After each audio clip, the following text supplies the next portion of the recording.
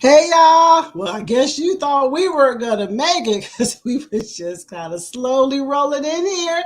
But tonight, back with the living room after a little break. We were breaking long, but we are here. We are here. We are here. Do you have the charisma or energy to be famous? Hey, that's in the living room. We about to go live, y'all. Y'all just hang on. Let's get it going. Let's go. I'm a filmmaker. I've worked in film, video, and television for over 30 years. I took a little break, but now I'm back.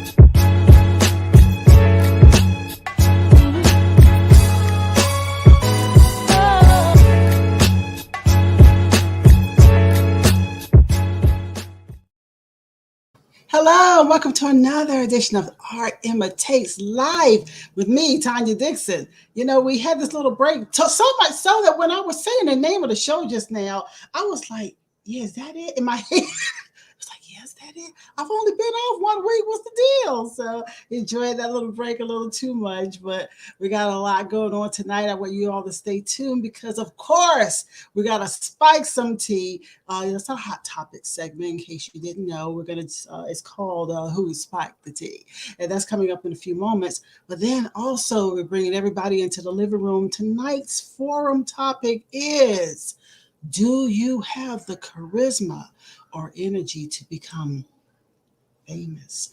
And we're going to tell you what that means, because some people might say, this might just think that you're saying, I don't know, just, they may not get it. I just had a few things run through my head, but you might not be thinking what I was thinking. So we're going to give you a chance to hear us lay it out. And we want to see, as we do our test on charisma and everything else, how you fit into that, and do you actually have what it takes? Who's watching you when you walk in a room? All that. I can't wait to hear what the people say on that. So we're coming back with the living room in a second. But first, before we get anything started, check out what's happening with our sponsor. Art Imitates Life with Tanya Dixon is being sponsored by Candyland Global, bringing your multimedia dreams to life.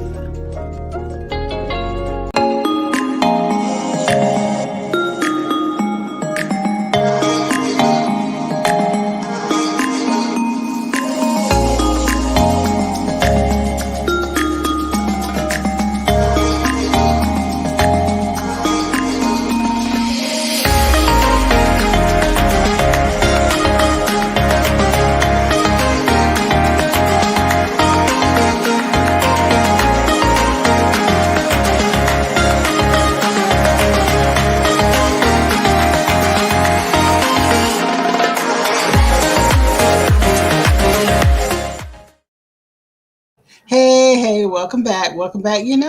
Everybody's not in the house yet. I have a couple of ladies that have joined me so far from the living room team. So I'm going to ask them to go ahead and unmute themselves and come on in and let us get started talking. And not everybody else. Just like when you're having something at your house and everybody is joining you in the living room at your house, everybody doesn't arrive at the same time. So that's what's happening tonight. Come on in, ladies. Let's see what's going on with you. Hey. Hi, everybody. Hey. It seems like, huh? Good to see y'all. Good to see y'all. I know, right? Everybody's still in the holiday mode, on holiday break and all that. But if you're here tonight, whether you're on the cast or out there watching us, go ahead and hit that like button and the subscribe button so that you can make sure that you receive our notifications. So hit that notification bell. So anytime we're doing something with this show, then you will know about it too. Okay. So how you ladies doing tonight? Good. It's taking a while to get here and get in on this living room. I've been missing y'all. I know, right? It just Yeah. felt kind of weird last week not having our living room segment, but I know for a moment I was tempted to do it. And Veronica said, "Girl, you better take some time to yourself." She said, "No, you made a plan to take your break. You better take your break Should have. did, did you not say that wrong? Yeah. Oh, Oh, oh, I it's gotta. muted. Oh, let me unmute you. I'm sorry, Ron. I'm sorry. I still had you muted. So what'd you say now? Exactly. You need a little time off. Yeah. Yeah. You needed Every a once in a break. while. Every once in a while, you got to But have a moment to breathe. yeah. But So what's that going on? Friday I was like, what am I gonna do at this time? I'm so used to what am I gonna do with this time now at this time? Relax. Because I'm used to getting in Yes, therapy, getting that conversation going, that therapy, that right. free therapy going. The thing that's so crazy is that when you look at the holidays, like we have, this is December 3rd, we have the 10th and we have the 17th. The next two Fridays are Christmas Eve and New Year's Eve. So we're Wow. going to be Mhm. off for the rest of the month after the 17th because I'm not going to drag y'all in here. We got a show on Christmas Eve. Crummer, as they say over here in Georgia. Y'all be out here at Crummer. Boom. So it'll be on Crummer Eve. So I can't do that to y'all. And then on New Year's Eve, don't forget your party and that you're going on counting down your new year. You need to be here. I can't do You're that right. now. If y'all said to me, hey, we would want to do something like this, a different story. But for me to just say, y'all, we doing a show, I just say, You okay, you chill. never know. I don't We're gonna know. clean You up never about know. 15 more days. Okay, okay. If y'all say y'all want to do something, I'm all for it, uh, It's your birthday, you know, girl. She oh, that's dancing? right, your birthday. That's right, her birthday, All your Veronica, right. your birthday. So that would be cool. Yeah, that was. So yes, you just let me know. Matter of fact, the show on the 17th. Your birthday's the 18th, right? Uh-huh. Okay, so we will be doing probably something, seeing your birthday's that night, but still, if y'all want to carry over anytime, we can. I'm definitely open to We whatever can y'all come want on to the do. 17th. I might not be available on the 18th. Okay. So we're hugging a bottle. So, you hear what I said? But who knows? So, how was before we go any further, start talking about anything for Who's Back the Tea, and uh, tell me how was your time off your Thanksgiving? How was Thanksgiving for you, ladies? We'll start with you, Ron. How was your Thanksgiving? Ooh. Okay. Well, Ooh. okay.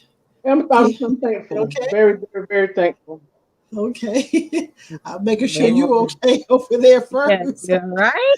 I Yes. ate. So we I can. was warm. I was warm. I'm pretty good. Okay. Everything went was good. I was thankful. I'm very thankful. Oh, good, good, Good. good. All Good. right. What about you, Margot? How was your Thanksgiving? It was good. There was a lot of love and a lot of silliness between me and my sister. We got together and then Mm-hmm. and made a clip of a dance of us dancing to that the beans, greens, potatoes, tomatoes. We were just acting the fool. And Right. then because that's like she used that as her entry song when we went over family's house, so we just had to cut up together. And Okay. then we spent time with my brother, so that was great. Just having my Uh-huh. brother around this year. So he had been Right. incarcerated for a little bit, but he's out and he's been Okay. out for a good while, and it just was great to spend, Good. the holidays with him. And Okay. so got to be around him and my nephews and my sister and my own Mm-hmm. boys, and it just was beautiful. Cool. So, I like that. Love it. Love it. But I'm glad that you all were enjoy your Thanksgiving, your holidays. Mine was pretty low key. We had to kind of cancel our dinner. We had some family members that are ill and some things are going on, and we just said, hey, the celebration just will be larger at Christmas. And so, yeah, of course, saying prayers that we can all still get in and get it together. And so, just that's what I'm hopeful for, you know. But it was just great taking a moment to just rest for a second. yeah, But I'm looking forward to Christmas. yeah, And so yeah. I see Michael talk about some yo. That's why I just said, hey you. How you gonna say yo? You better bring your butt on in the house here and talk about some yo. Right. And Right. so it was just low key. And That's like I my said, baby. yeah, and I'm just looking forward to just doing something, maybe something special on the Christmas holidays. Usually, the favorite time of the year right now, and it's a little weird this year because last year a lot of things were kind of shut down, so it's a little different this year. But Yeah. I think that everyone is trying to do the best that they can in Hmm. celebrating this year and recovering some things this year. So I cannot complain. Will not Yeah. complain. I felt like my neighbors in the last 2 days and really got on top of putting their lights on their house because we got like 4, 5 houses in a row that's like seriously lit up like extra lights this year or something. So it's Yeah, kind they're of really like, celebrating yeah, because of that, you know. yeah, And because COVID, they're just like, okay, we need to just really bring in the spirit. So let's light up everything on this block. right. Yeah. And Yeah. actually, I told Veronica, I said we were the last on the block last year. And Veronica, I looked up, and my neighbor across the street is now all lit up with their stuff. My neighbor down the way, my neighbor in the cul-de-sac here with me. I Yeah. said, okay, I got no You know, excuse. on the point, girl. It seems like it becomes a little bit of a battle or a challenge per house. Like, I'm Yes. gonna have to go buy some more lights. Like I got Mm-hmm. like 3 strings. I'm gonna have to get some more. The I'm like, what competition the is hell? on. It's real. It's real Yes. out here and with the Christmas lights. Yo, it's real. So Yes, because my neighbor across the street, they came to play. I mean, they for real. They got their whole porch done and Mm-hmm. all down the walkway and curtains open so you can like see the tree. it's a nativity scene out here. Be like, oh wait a minute. He showed out. He put a real baby in the manger over there. Like, what's up? What's They'll up be then? playing. They'll be playing. But what's so funny is, and some people may not consider this to be funny, but it's a little funny to me when you see the whole nativity scene, and at the same time you see Santa Claus and all that. I'm like, hey, which one y'all going with? Yeah, like yeah, I've seen that. I've been a little like, I I don't, pick a I lane. don't Pick a lane. But know. it's funny though, because some folks they go all in, but I love it. I love it. I love to see the lights. This is a festive time. Yeah, So whatever yeah, y'all doing out there, keep doing it. Go hard with it. Just go hard yeah. with it. You know. That's Be all I'm creative. saying. Do something a little Yeah. different. Not too far left, but a little different. Just a little different this year. Right. Exactly. Something Man, I ain't got the money for a light bill. I know that's right. I know that's right. Because sometimes all this stuff that goes on, we have no idea what it costs when these people's homes are lit. You don't know Mm, what their whole Yeah. route yard Right. and nativity scene and all of that really costs because it be lit. Right. Well, you know what? We're gonna do Mm-hmm. something a little different. Okay, last time we were live, y'all, I have to do the opening for Who Spiked the Tea. And Michael yeah. Lee, one of our cast members here, because he's our co-host or whatever, he is Turn 'em Loose, and he did the song for it. And we still have to get it all together, but I want to start getting you used to this song. So I'm going to play this video, and we're still a rough drafting it, but it's coming through. We're gonna do this. We're gonna do this. We're gonna do this. It's good. It's coming, but it's good. Yes, it's coming through. So here we go with a little Michael Lee.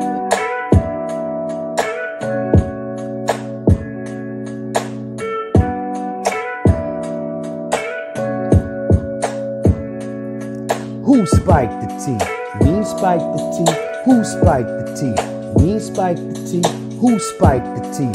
We ain't spiked the tea. Somebody spiked that tea. Hell nah, wasn't me. Chilling on the Friday night, live in the living room. Art imitates embrace life and survive, and we feeling good. Time to sit back and relax, so take a load off. Pour a little something in your glass, work mode off. Dive into the swimming pool, bad news and good news. Like vibes in this living room, I'm glad I got insurance. This platform has few rules, so you do what you choose. Know that we support and raising brands like two scoops. We talk about it all, it don't matter what your topic is. You gotta get involved. Quiet time, it don't happen here, so have no fear. Go grab your beer, green or pine, wine, brown or clear. It's our love, fam, you alright with me. But first you gotta tell me, who spiked the tea? Who spiked the tea? We spiked the tea. Who spiked the tea? We spiked the tea.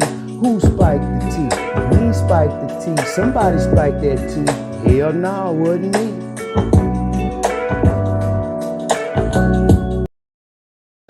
Yeah, you know, he told us we all had to say, what would he say? I spiked that tea. That's what we're supposed to say. Do it. It wasn't me.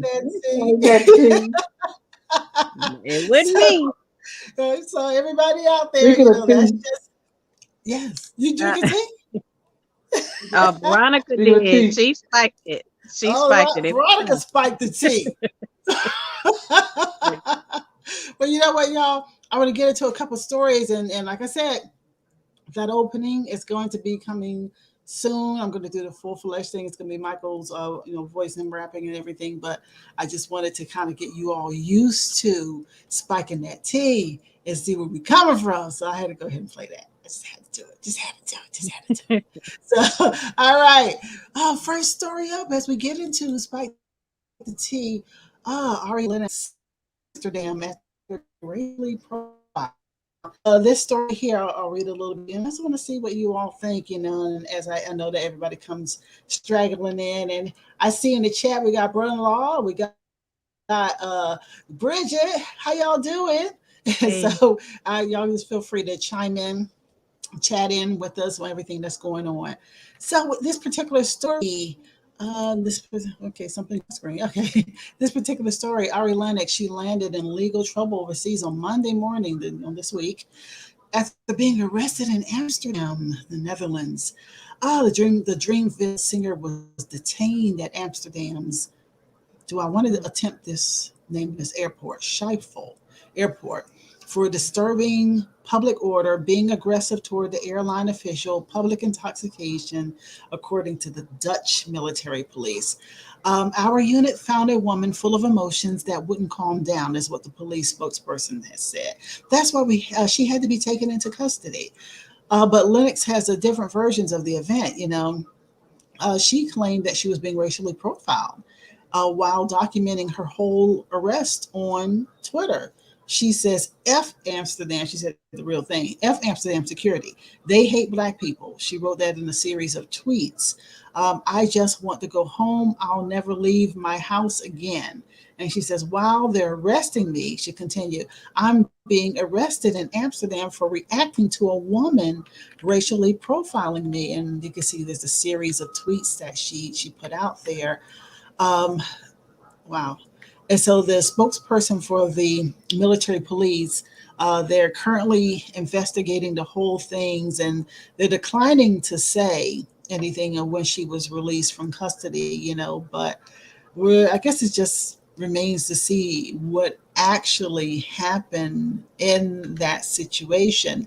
Now, my opinion, and I'm just going to give my opinion first, and I think that our way of being and doing is quite different than how people are in other countries. And so I think sometimes, you know, I'll just say, first of all, we have a breakdown. Sometimes we just have a breakdown of communication of how we are and the way that we behave in our freedoms and stuff like that. Maybe it's just misconstrued, and there's just, you know, some communication that's just broken down. But I don't really understand the fullness of what happened with the racial profiling, so I'm waiting to hear about that. Have you all heard about this story? I've heard about it just a little bit, and for that concerning the artist, Ari, y'all, I want to say y'all better leave her alone. I like Ari, but on top of that, so just being female and being Black and being somewhere that they're not used to how you move and how you speak or how you carry yourself and stuff like that. Yeah, it probably could have been just a really mix up in communication. And they're just either reading her wrong, but it was like that's just Mm-hmm. Ari, that's That's just true. who she is. Long as I she wasn't understand. being like just super loud and just, chewing somebody out. But, who's to know what really happened other than the Yeah, people that that's were true. there That's and true. what she probably recorded on her phone. So I'd like to see if Okay. they got a video I out. want to know more about that. I really do want to know about that whole thing. I didn't get a whole lot out of that article. But I see Mr. Turner Yeah. Loose is in the house. He made it in the house. How you doing, Michael? Macali. Chilling like Stone Cold villain, willing and dealing. You know what I'm Who saying? spiked the tea? Who Who spiked the spiked the tea? tea? We ain't spiked. Hell no, wasn't me. Yeah, I Well, think we found out who did, yeah, but yep. yeah. Came to a I don't conclusion. know. It There looked like she is up in Veronica that spiked the corner. tea. Looked Yep, like there she Veronica is. spiked the tea. Yep, she did it. So we are ready for Veronica her I'm spike tea. spiking. We ready I'm for her. spiking this tea all month. I know that's All right. It's your month. birthday Okay, month. all month. All night. I'm spiking tea all month long. All month It is long. her Wow. birthday Okay. month. Yes, she ain't playing with us, It's her And shout birthday. out for All right. her birthday Birthday month. The month. whole Oh, her yeah. month. Oh, okay, Here's okay. the Yeah. house. You know how we do. Yeah, Yeah. He taking over the whole month. The yeah. whole month. Well, shout out for that story just now at hiphopdx.com and the newsbreak.com. So we're gonna move on from that one. I actually this particular story here, I watched this whole play out, and I didn't know what was going on. How many people in here watched the show 911? How many people watched 911? Not on us Fox television here. How many people watch that? I used to. I used to. Really? Yeah. Yeah, I You only used to. used to? I still love Love it. it. Yeah, I mean it's a good show. It's a good show, but it's like I don't know. I Love just it. started doing other stuff. Just started doing other Okay, stuff. I got you. I got you. Well, that particular show has okay, let's see if I can say this without getting killed by the bots out there for using certain words. We know that whole reason there was a pandemic last year, right? We know all that situation, that C word, right? So what happened is the actor who was on the show, Dunbar, who just he played the character Michael Grant. He decided to leave the show. Decided to allow himself to be written off the show because he refused to get. Y'all know what I mean? Ah, yeah. Yes. Yeah. So, with that, he tried to take like he applied for religious and medical accommodations pursuant to law. This is what he said: I applied for religious and medical accommodations pursuant to the law, and unfortunately, I was denied by my employer. He says, my sincerely held beliefs and private medical history are very intimate and personal aspects of my life I do not publicly discuss and have no desire to start now. I agree. Right. Because as we say all the time, they're violating all types of laws and the HIPAA laws for making people reveal their medical like that. And so he decided to exit the show, and they left it open ended so that if he wants to return. So, what do y'all feel about that? And keep in mind, we got to edit those words. You know those words. So, what do y'all feel about that? Man, look here. I got a lot to say, but the fact that I'm limited to what I can say, I will say this. Let's use other words. Use other words. Now, check your Facebook Messenger, and Okay. there are legal Okay. terms. You are with your employer. The key thing is not to refuse certain requests from your employers, but to say that I very well want to believe that I should. However, before I do this, can you answer these list of questions for me? And if you can answer these questions for me, and they make me believe that I am safe in doing so, I definitely will. Check your Facebook Messenger, Tanya. I sent you something, and if you can look at You that. did? Oh, yeah. Okay. It's the legal terminology of the list of questions that one needs to ask their employer to provide. I don't know why it wouldn't come through. Let me try it again. It just to explain it, it's legal term. It's not even legal. It's just basically a list of requests. Hey, I want to take the shot. Shots that people put out there, when they like trying to bad on you and stuff like that. You know what I mean? When they coming at you and people taking shots at you, you know what I'm saying? You tell them specifically, hey man, I'm a family man. You know what I'm saying? Don't come at me like that. You know what I mean? Don't be taking shots at me like that. But in regards to other things, you tell them I want to agree. I want to do what you're asking me to do. However, I just need you to provide me some answers. And if you can answer these questions, I'll go do what you're asking me to do per your request. I don't have anything on Messenger. Well, give it a second. It's loading. It's loading. Okay. Yeah, okay. It's loading. All right. So, ladies, do you all have a view of that before I give my view? Yeah. But see, like right now, I'm gonna take a shot at Veronica because she, she told me she had some good news. I don't know if I missed that shit. No. But I'm waiting on it. I'm waiting on it. And I'm gonna take a shot at Ms. Margo. Go. You know what I'm saying? I'm taking shots at you, Jill Scott wanna be, you know what I'm saying? I'm taking shots. I'm putting it out there. What'd she say? She said, since everybody's here, is that what you said, Veronica? Okay, the good news is, the good news is that y'all know that my other half has been battling cancer. And with everybody's prayers and everything, he went to get a second opinion, and the second opinion came back that he is absolutely cancer free. That's what I'm saying. That's what I'm saying. Yeah. That's what I'm saying. There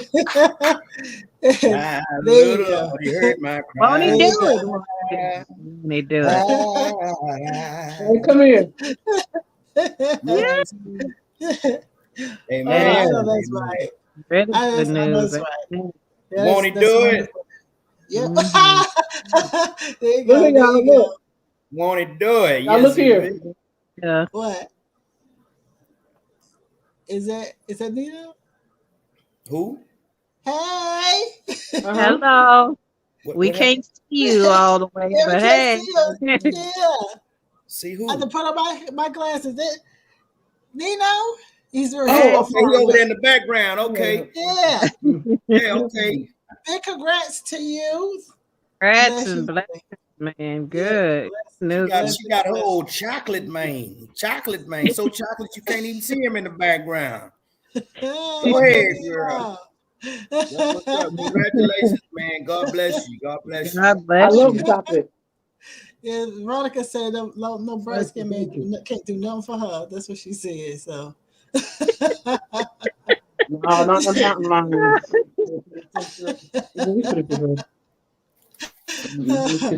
So all right, y'all. But so you're saying basically, Michael, what you're saying is give me your stance, and then I'm asking Margo for her stance on that too. Y'all, let's kind of pick it up a little bit because you know what? It's going to be time for the living room in just a few minutes. So y'all kind of pick it up and tell me what you're feeling. Look, man, whether it be religious beliefs, personal beliefs, safety, you know what I'm saying, and whatever else, ain't no way. And this is just pure business transaction, right? Just pure business. Let's look at it from a business standpoint, right? If I'm the provider and you are the customer and you're about to spend your money with me and I want you to take my product or buy my product, I need to ensure you that my product is called quality product. If you have a quality product, you have no reason to withhold, hide, or give me any type of skepticism, you know what I'm saying, on your product. You should be proud of your product and you should be willing to give any and all information about your product because I am the customer, whether it's free or whether I'm paying for it. You're a service provider. Right. I want your service. Give me the information that I'm asking for, and then I decide as the customer if I want your product. Okay. Right? If Okay, there's I a got you. if there are other things Right. out there, if there are other things out there that your product can assist me with, and I want your product, give me the information that I'm asking. And if you can't provide it, then pimp, I'm going elsewhere. Now, if you and 3 of your friends are in the same business, and I'm asking all of y'all, give me information about your product because I want to support you, and y'all ain't willing to give me information. Something ain't right. I don't want your product. I'll go elsewhere. Well, I found other means. You see what I'm saying? So give me what I'm asking for. And if you can't give me what I'm asking for, then fuck you. I had to look at the time. Fuck you. Like, you ain't, like, yeah. If you ain't giving me what I'm asking for, like, I mean, let's be real. Like, let's be real. Like we all people here, right? So you go to somebody and you say, man, you know what I'm saying? Hey, them biscuits look good. What you make them biscuits out of? Well, that's a family secret. Okay, that's fine. Keep the secret, motherfucker. But I need to know because I'm glutinous intolerant or lactose intolerant, motherfucker. I need to make sure ain't no dairy products in there. Can you assure me that? Well, well, fuck you. You can't tell me. I'm not taking that. I'm not eating your biscuits. Yeah. Like, you know what I'm saying? I'm not. Okay. Yeah. So, now, some people might be saying hunger outweighs whatever the fuck is in them products, right? I'm gonna eat the shit anyway, and if I got diarrhea for the next 2 days, then fine. At least I ate some good biscuits one day. That's my situation. You know what I'm saying? I was hungry. I wanted some fucking biscuits. And I didn't care what kind of dairy products was in there. You know what I mean? And so, that's just me. I wanted biscuits, over, I desired biscuits, over diarrhea the next couple of days. So, yeah, we just gonna keep it at that. You want some biscuits? What's in your biscuits? You know what I'm saying? Okay. Anybody else have another stance? Yeah, before I give you my view on this. I'm just gonna say that I think everybody has their little breaking point or their cutoff, and whenever they hear certain things or make up in their mind, like, okay, well, I think this might be my window of opportunity to go and break free from this, or maybe I'm set up to do something different, something better. So they just left, went ahead and like, all right, loved y'all, enjoyed working with y'all. It's time for me to go. And that's all it was. If you're not getting the information and all that stuff that you need or that you want or that you desire, and they're just trying to pull more out of you, then you got to make that decision. You're going to still have to make that decision. And why can't you tell me what's in your damn biscuits?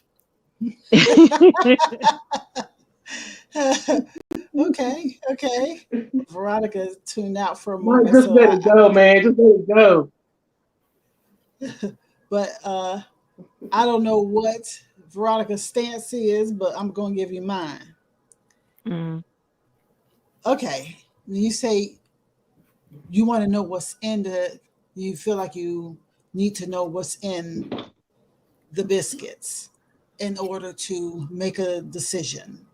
Okay, that's the first thing, right? And so then, are you saying that if somebody requires you, that's the point I guess I was trying to find out, if somebody requires you to eat those biscuits in order to still work there, you're okay with that. So if you say, hey, you want to work for Tandyland, you need to eat these biscuits, partner. Hey, I have no problem eating your biscuits. However, I have existing health issues and health concerns. Right. So I need to know the ingredients to your biscuits to decide whether or not I want to eat your biscuits or tell you to go fuck yourself. Okay. And you say, well, I can't give you that. Go fuck yourself. Okay. You see what I'm saying? Right. Go fuck yourself. Right. And you say, hey, these are the best quality biscuits you can get. If you do this, there's nothing wrong with this. Why are you hesitant? Michael, why are you hesitant on eating these biscuits? You eat this biscuit, you eat this biscuit. Why the fuck should I eat yours? Why should I eat your biscuit? You know what I'm saying? Okay, so I have pre-existing health conditions. What's in your biscuits? I don't mind eating your biscuits, but I just need to know what's in there. So, you know what I'm saying? Blah, blah, blah, blah. Well, this is in there. Oh, hey, that's fine. If that's all that's in there, yeah, this is all that's in there. Give me your fucking biscuit. Well, this and this is in there. Oh, guess what? I'm allergic to that. Fuck you and your biscuits. And it might not even have to be harsh. Unfortunately, I'm allergic to, cyanide. Right. That's pretty much it. I don't want your biscuits. You know what I mean? I can't eat that. Yeah. I'm allergic to cyanide, right? So if you're not willing to tell me for my health reasons, and you may say, Michael, you're a very good employee, but we have this new biscuit eating contest and requirement, and I need you to eat biscuits. Hey, I don't have no problem eating your biscuits. What's in it? I got health conditions. Well, it's cyanide. Well, fuck you and your cyanide. Sorry, Tandyland. I'm allergic to cyanide. Right? Motherfuckers can't even tell you what's in it. They're not even willing to tell you what's in it. They're not willing, but okay. Well, I got you. What do you say, Veronica? I may have to redirect you to another product. What's that? I may have to redirect him to another product because one, I wouldn't want him to go behind me, and if I can't tell him what's in there, I don't want him to go behind me later on something happen and I get sued. So no, I mean, But these biscuits have cyanide in them. But I know, like a close partner of mine has biscuits without them. And if my requirement is that you eat a fucking biscuit before you work with me, well, mine has cyanide in them. That's my family recipe. These motherfuckers over here, they just got all natural shit. Well, I think what? You see what I'm saying? I hear what you're saying, but I got to jump in here because Go ahead. This is my problem with it is if something is not a law, how do you require it? That's what I'm saying. So, that's what I'm saying. And when you look at it, certain information was put out there as a informational thing. There was no official mandate that everybody eat biscuits. But somebody who got a deal to promote shit on their webcam who got some information and was like, yo, biscuits, they come in and these people want you to eat biscuits. Well, fine, okay, people want me to eat biscuits. Well, let's go eat biscuits. For what, motherfucker? Okay, I gotta stop you. I got to stop you talking about them biscuits because it's about to drive me absolutely out of my mind because because biscuits sounds like it's something good and we know it's not good. It's not. We know it's not a good thing. But that's what they do. That's how they sell it. They try to They sell make it like it is a good thing. buttermilk biscuits with honey on it. Yes, and I got too many of my friends and folks out there who know what it is too. We know about the graphene oxide in it. We know what it does to the human body. We know that it kills the oxygen in the blood cells and polarizes them. And people start having strokes and heart attacks and all kinds of ailments to the body. We know what this stuff does. There's a damn dangerous ass biscuits, and we know now what it does to the body, you know. And for these people to require that, I think that that's a total mind manipulation. I think I stand with anybody who stands for themselves. I stand with anyone who is, whether I knew what was in it or not, I'm not going to go to anyone's employment and they require me to do anything without a law. Right. So I am out of there too. That's the thing. There's no upper there's no upper thing that's saying that it's a mandate. Right. All people have is a press release, and people are responding to a press release. If you ask the makers of the biscuits, hey, have you received anything from the upper echelon saying that this is a mandate? They're gonna sit there and tell you, nah. Right. You because eat biscuits, they can't. you want to eat biscuits. Right. They can't tell you anything. Right. Right. So if you work for somebody and they saying eat the goddamn biscuits, anime, and you like, I don't want no damn biscuits. And see what it is. Yes, let me see what it is when you scare the prisoners enough, when you scare the prisoners enough that the prisoners feel like, if I don't do this or that, then I'm going to lose my job. I'm going to lose my rights in this. I'm going to this. I'm going to be incarcerated. I'm going to this or that or the third. That's what happens to a lot of people. But you notice the difference between the United States and a lot of other countries, right? You they got their life together and we don't. No. A lot of those people have made those people take these particular biscuits, eat these particular biscuits because they don't have what we have. See, we have one thing in this country that a lot of these other countries don't have. And what's the one thing we have here that a lot of other countries don't have? Freedom of choice. Not just that. Well, we all have it. But it's the one thing that Americans love that other countries don't have or don't love it in the same way. Money. Freedom of speech.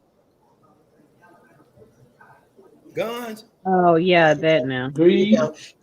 You ain't gonna roll up on Americans in the same way that you roll up on people in other countries because we have firearms here. Yeah. So with the fact that we have firearms, you can't just go anywhere here requiring the same thing. They're trying to mess with your mind every day and make you feel so. That's why they hit you on the news all day. That's why they hit you on PSAs all day. That's why they hit you on everything all day to convince you it's a complete mind fuck. It's because they cannot mandate you and require you, because if you come up in somebody's yard, and we saw that shit in Lubbock, Texas on that damn video. I know you know what I'm talking about. Y'all seen that story that happened in Lubbock? Which one? The one with the man went to go pick up his kids, and then the wife was there with her. Yeah, and then and so the dude is like a Second Amendment rights person in one of them things, and. Long story short, that's why you just can't roll up in nobody's shit. You know what I'm saying? And that's what the Second Amendment is for. Because the Second Amendment stands strictly because in the event that the government lose their damn mind, you need to be able to protect yourself against tyranny. Right, and that's what we have here. So you can't do the same thing here in these states that you can do in other countries, that they've been getting away with in other countries. The one thing that we have to do here is that we have to stop being. Have you ever seen the video where the baby elephants were chained for years, and then when they took the chains off of them, they still stayed in the same place? Have you ever seen that before? Mm-hmm. We've got to stop being baby elephants all over the world, because a lot of these people from the top down who have made these decisions, they're being taken out of position. Slowly watch this. We have people it's a whole bunch of motherfuckers that resigned. Yes, they are. And we know they didn't just resign. We know that their ass is on that list. I've been talking about that list for a long time. They're getting snatched. They're getting snatched and they for the public, because you know how this goes, Michael. You're a retired military person, and you know that you cannot bring information to the public they're going into a military tribunal. So they cannot bring their crimes to the public until they have gone through that military tribunal. And once they've gone through that military tribunal and they have been convicted, which they will be convicted, then they can talk about the crimes that they have done to the public. They cannot publicize it now. Plus, we know who owns the media as well. So there's so many things there. It's happening right in front of our eyes, right in front of your faces. So we're gonna keep an eye on this. That's all I can say with this. I'm gonna leave it alone. We're gonna move forward. I'll probably get in one more story before we need to go into the eye on everything. Yeah, like it is. I mean, I can't say it is what it is because it affects so many people. But you know what I'm saying, man. Look, pimp. That's the one thing we all came into this world with, man, was freedom of choice. You know what I'm saying? Right. Depending on what you believe in, right? Depending on what you believe in, that forbidden fruit, that tree of knowledge, that tree of knowledge was to give you something that would make you God-like or like God. You know what I'm saying? So that was to make you aware. That was to establish consciousness. You see what I'm saying? And with consciousness came the freedom of choice. So I'm gonna tell you right now, regardless of anybody, the moment you impose on free will and somebody's freedom of choice, you are going to meet resistance. Right. If I am comfortable and I am making decisions based on what makes me comfortable, and you make me uncomfortable, right? Uncomfortable meaning the fear of non-existence. Right? Whatever you're trying to get me to do makes me fear that I will no longer be able to do what I want to do, or I will no longer be here. Right. The moment you impose on my free will or my right to exist, bitch, you got a problem. Exactly. Straight up, you got a motherfucker. At least with me, you do. And I guarantee you with anybody else, you got a problem. So step the fuck back, man. Like, look, I want to know the fucking biscuits. What's in the biscuits? Okay, right. We got the biscuits. Okay, it's fine. We gotta get out of this. Okay, my bad. No more biscuits. Good. Ain't enough. The tea won't spike tonight. The tea was just drunk tonight. But anyway, I'm saying we got to move on to the living room. We're gonna come back to that in a minute because I see we have a guest coming into the living room. That's why we got to go into the living room. Oh, we don't want to scare him off. Then we don't want to scare him off. Right. So we have a guest coming into the living room. So you know what? Let me go ahead and hit the opener for the living room. We're gonna be back to get the living room cracking in just a second. Let's go.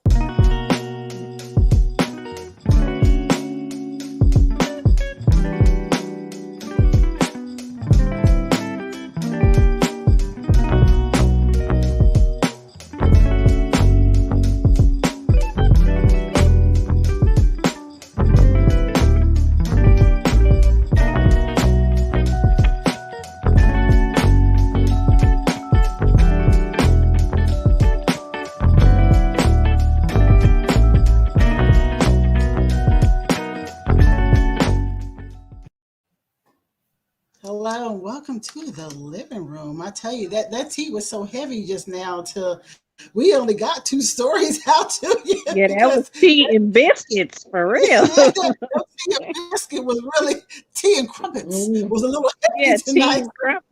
Tea and crumpets. And so I tell you what, we're going to get into this whole living room thing. And first, I'm going to bring in Rickster because I see him there. And then I'll bring our guest for tonight who's going to join us on the whole living room thing. Rick, how you doing? Hey, how you doing? Yeah, let me see if I want to do this. I'm going to do this look right here. You know, and I guess we got to wait for Turn 'em Loose to come back in a moment here. Turn 'em Loose, he had to go and recover from his whole thing with some to get quenched or hydrated because them biscuits was dry as hell. All Yeah, them it was biscuits. Easy. it was hard on them. It was hard Yeah, on them. you Well, all Right. them biscuits. there he is. There he is. Yeah, he Well, had to welcome get to the some. living room, Hey, Rick. Rick. Well, you know what? I'm going to bring our guest in. Tonight's Yeah, subject for just the a living little bit too room. sweet. Okay. Tonight's subject for the living room is do you have the charisma or energy to be famous? And I just thought that, it was just very relevant for me to reach out and grab a guest to come in here with us who experienced a lot of fame and still is experiencing a lot of fame out there. So, ladies and gentlemen, let me welcome to you from the R&B duo Men at Large. Dave Thomas in the house. How you doing? What's up? What's Hey, happening? What's happening? Hey, you ain't gonna scare me off, dog. I'm good with it. I'm good. I'm with the shit. I'm with the shit. Trust Right. That's me. what's up. Yeah. That's what's up. That's what's up. because I'm with Mike the was shit. going in. I was like, I No, seen. Yeah. man, look. yeah. All right, I'm gonna be quiet. I'm just But no, y'all it's know. all good. I was just Yeah. looking at the time. Yeah, I'm fine with the whole subject matter. I was just looking at the time, but you know what we about to get into it. I mean, if y'all even want to backtrack and talk about that, I'm cool with the whole thing. I just wanted to make So sure my thing, that like to be honest with you, I mean, we all kind of do this every day. Mr. Mhm. Taliban, a nice meeting you.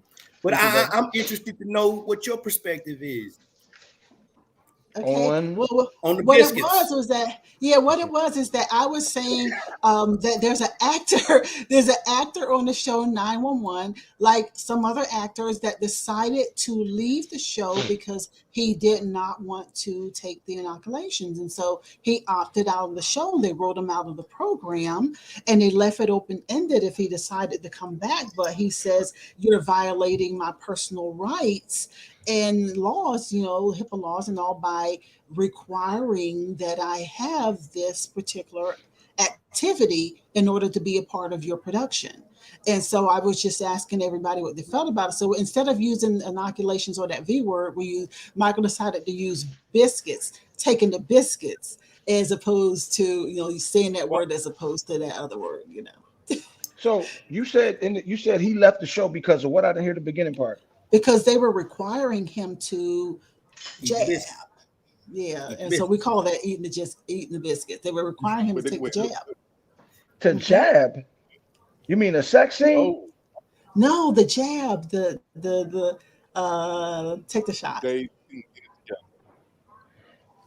You gotta paint The sh- the picture. oh, That. You talking about The the Greek vac? yeah, alphabet. The yeah, Greek alphabet. yeah. We talk about because we know that the bots are listening and Oh shit. actually Okay, you my get in a little bad. All right, trouble if you okay. say the I words got you. right. All right. Hmm. Well, you talking about the same thing that Antonio Brown and them are getting suspended for in the NFL, and okay, yeah. All right, my bad for Hmm. being a little Hmm. slow tonight. I'm Hmm. tired as hell. Oh, you're fine. You Um, came in late. That's fine. it's better to come late than quick, right? So, nobody caught that. So, I caught it. Boy, I like the way you think. Boy, I like the Yeah, way you no, we think. Quick got on it. your We feet. caught it. I just think with that, if you're not going to jab, then you still need to be courteous of others, and wearing your facial covering or your whatever you're gonna do. I'm in a situation. I jabbed, but I have this little skin thing where they want me to put more stuff in my body, and I'm like, nah, I'm just gonna Oh. figure it out. I'm not going to keep putting things in my body what I'm not sure of. Yeah, you can read the side effects of stuff, but you still don't know how it's going to do to your body. Period. Right. So I respect those that don't want to jab, but I think those that don't want to jab in a lot of senses are still not protecting themselves or having the care for others as well. I mean, I don't care what you think it is. You're not Fauci. You're not Steve Urkel. You're not no mad scientist. So you can't tell us what it is or what it ain't. But it's something out there that is. I lost two people this year from that shit. One of my me and my original partner just got back together after about 25 years. But was with another guy because my original partner went to the gospel field, and I lost him in January from the guy that took his place in January from COVID and pneumonia. So um, Mm-hmm. I'm still not to the point where I say everybody you have to, but I think everybody should have a sense of responsibility in being, because people, a lot of times people don't recognize or want to get responsible until it hits somebody in their family or somebody Right, they care about. right, And that could be for that could be for snitching and telling or anything. That right, cats don't want to get involved in certain matters until it hits their home. But when it comes to that $1 billion lot that they own, you either gonna Mm-hmm. get with it or you gonna get gone because you easily replaced. right. You dig what I'm saying? Unless it's somebody Everybody's like Idris expendable. Elba. Right. And even Idris Okay. Elba and all those folks are because people's attention spans now really don't really make them a difference. 15 minutes ago, oh man, I ain't never seen this guy before. He pretty good. Or I ain't never seen. Oh shit, I'm gonna still watch it. They good. I ain't worried about it. So it's Yeah. choice. Okay. Well, yeah, Yeah. Yeah. I Like, would he makes say, a good point. He makes a good mhm, point. Dave makes a good point to where even if you don't believe in it, like there's other people that do. And what if you're mhm, in that situation where you don't believe certain things, but someone that you love does? Hmm. You see what I'm saying? mhm. So what do you do I'm at that being, point? I'm Yeah, actually being it's so at nice that with point. y'all. Go But I'm ahead. saying at that point too, though, are you willing? If you're not going to jab, are you going to spray every time you leave a room? Are you going to wipe down with bleach every time you leave a room? Are you going to wash your hands every time you touch anything? Are you going to, when you come in the house, are you willing to take off all of your clothes, put them in the dirty clothes basket, and put on new Right. clothes? Because Basically a that's what I right. did. And take a Basically a shower. D, and Like, that's Right. in the When military, when that's what co- they call decon. right, exactly. Right. Yeah. When it first Okay. hit, I still had a couple things that were running and filming. And when I came home, wifey was like, "Okay, before you come out the garage, just take your shit off and leave it there. Put it in the garbage bag. Don't even come upstairs with us." I was like, "All right, cool." You know what I mean? Then everybody got the jabber jabber, the Right. jibber jabber. Well, I'm gonna say this because I really don't want to go into this because if anybody has spoken to me, they know how I feel. They know how I feel about the education of Yeah. it all. You Yeah. have to take your eyes off the media. The media is going to feed you shit because the media is owned by the corporations that are A couple involved in glasses giving off, you the y'all. bullshit. And if you really looked at it and you did a Yeah, full research on this, you would know that when these companies first put this bull crap out, there were no directions. There were no ingredients on the inside because they were right. hiding it on purpose. And so therefore they didn't want you to know. They don't want you to know what they're doing to you because that shit has graphene oxide in it. You got to do the studies on that. You got to see how terrible that is for the human body and the crap that it puts on the human body, the wear and tear and the death. It's why some people have had people die from the that situation that we were locked down from. I'm on the other side. I've had people pass and get sick from the jab. So I have seen that more so than I have the other side because I believe that people don't have the true facts that the regular flu, the regular influenza kills over 250,000 people per year. And most Well, I people heard don't know more. that. And most people have never had the real flu. They had a head cold and they told everybody had the flu, but they've experienced the flu for the first time. And it ain't no joke when you have the real flu. So I've That's why seen they the stick the other thing in your side of it. nose. That's why Yeah, they stick the thing in your nose. and when you do that So, stuff in the nose, they're also infecting you. So I don't want to so get in further what? than that. Well, my grandmother told me the information is out there, but my grandmother used to tell me if you want to hide But something from somebody, you hide it Put in in plain plain sight. sight. Plain Let's plain say sight. sight. she say if it would a snake, it would have bit your ass. It's Hmm. right there in front of you. Right. Exactly. And Mhm. that's what I'm seeing right now. And I'm just saying to you all, I've seen the other side over here and where it's going. People having strokes, many strokes, heart attacks. Lost a friend last week. Sudden cancer, sudden stroke and heart attack, suddenly, So and it's I think too, so.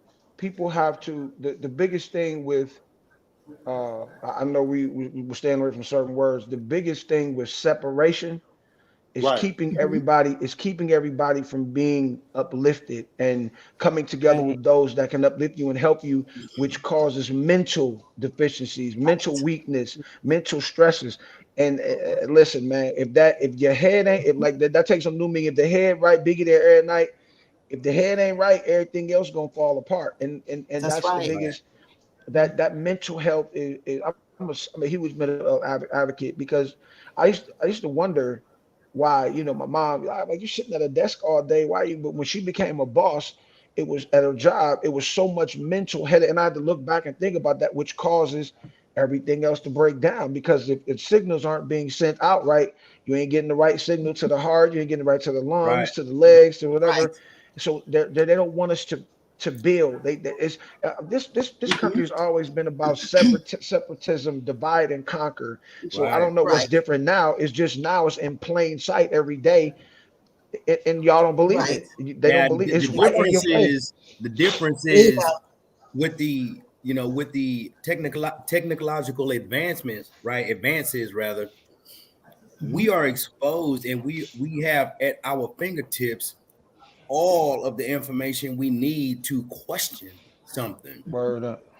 And when people find the answers, it challenges their core belief for everything that they've ever been taught. So understand this. For example, grandma and them, and this is, I'm not trying to offend anybody, but grandma and them was raised on religion and the Bible.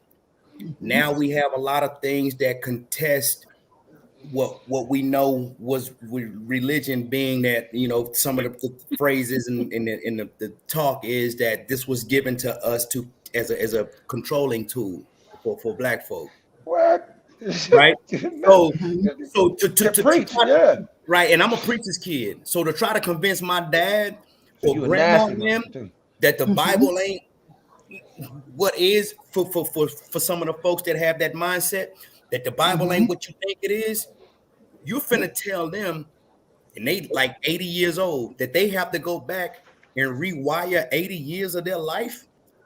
That's cognitive dissonance. It challenges their core belief. Ain't nobody finna try to do that. You mean so the 80 years was a lie? Boy, go sit down and go to bed. Go sit down and go to bed. You ain't you know what I mean? Like, they're not trying to hear that. What it is. So what it is I'll say this, and then I'll transition us into the new topic with this particular statement that I'm going to make. They're the people who decided to manipulate and orchestrate a plan to control on this planet. They built all of things that you consider your beliefs. They built every single thing that became beliefs, including that Bible situation. The church, the whole thing, the thousands of religions, they put everything there. The deity, which I call the deity, the gods, the Jesus, all that. They created all these different things for you to hold on to, Christianity or whatever it is. They created all of it instead of telling you the truth that the God is inside, because if they ever told you that the God was in you, you would have the power to see them. You would know your power to see them for who they are. Come on, Mom. The 1% of that whole damn population would have never taken over this world. 1%. How the hell did we allow 1% to do it? It's because they mind controlled everybody, and they say this is how you do everything. Right. Yeah, they mind stimulate your mind, Yes, from the time that you were born, you became the prisoner. When you became out of your mother's womb, you were a money maker for, because they took your damn birth certificate. And how many people know about the TDAs? They took that damn birth certificate. It became a bond. You became an instrument. They traded you on the market. They made millions of dollars off you when you were only days old, and they did it for years and years and years.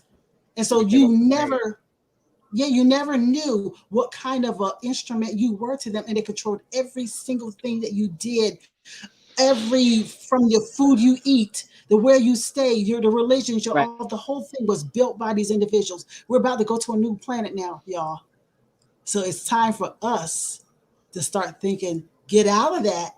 Everything you ever known, it's time to question everything that you ever known. Hallelujah. And that's what I got a question for you. Yes, sir. I ain't gonna ask you on. I ain't gonna ask you on there. Go ahead. So go ahead. I'm clowning. I'm clowning. You know. You Okay. know me. But you I'm know a the thing. jackass. So to kind of go back, I brought in order to try to highlight a certain point on the topic that we was talking about.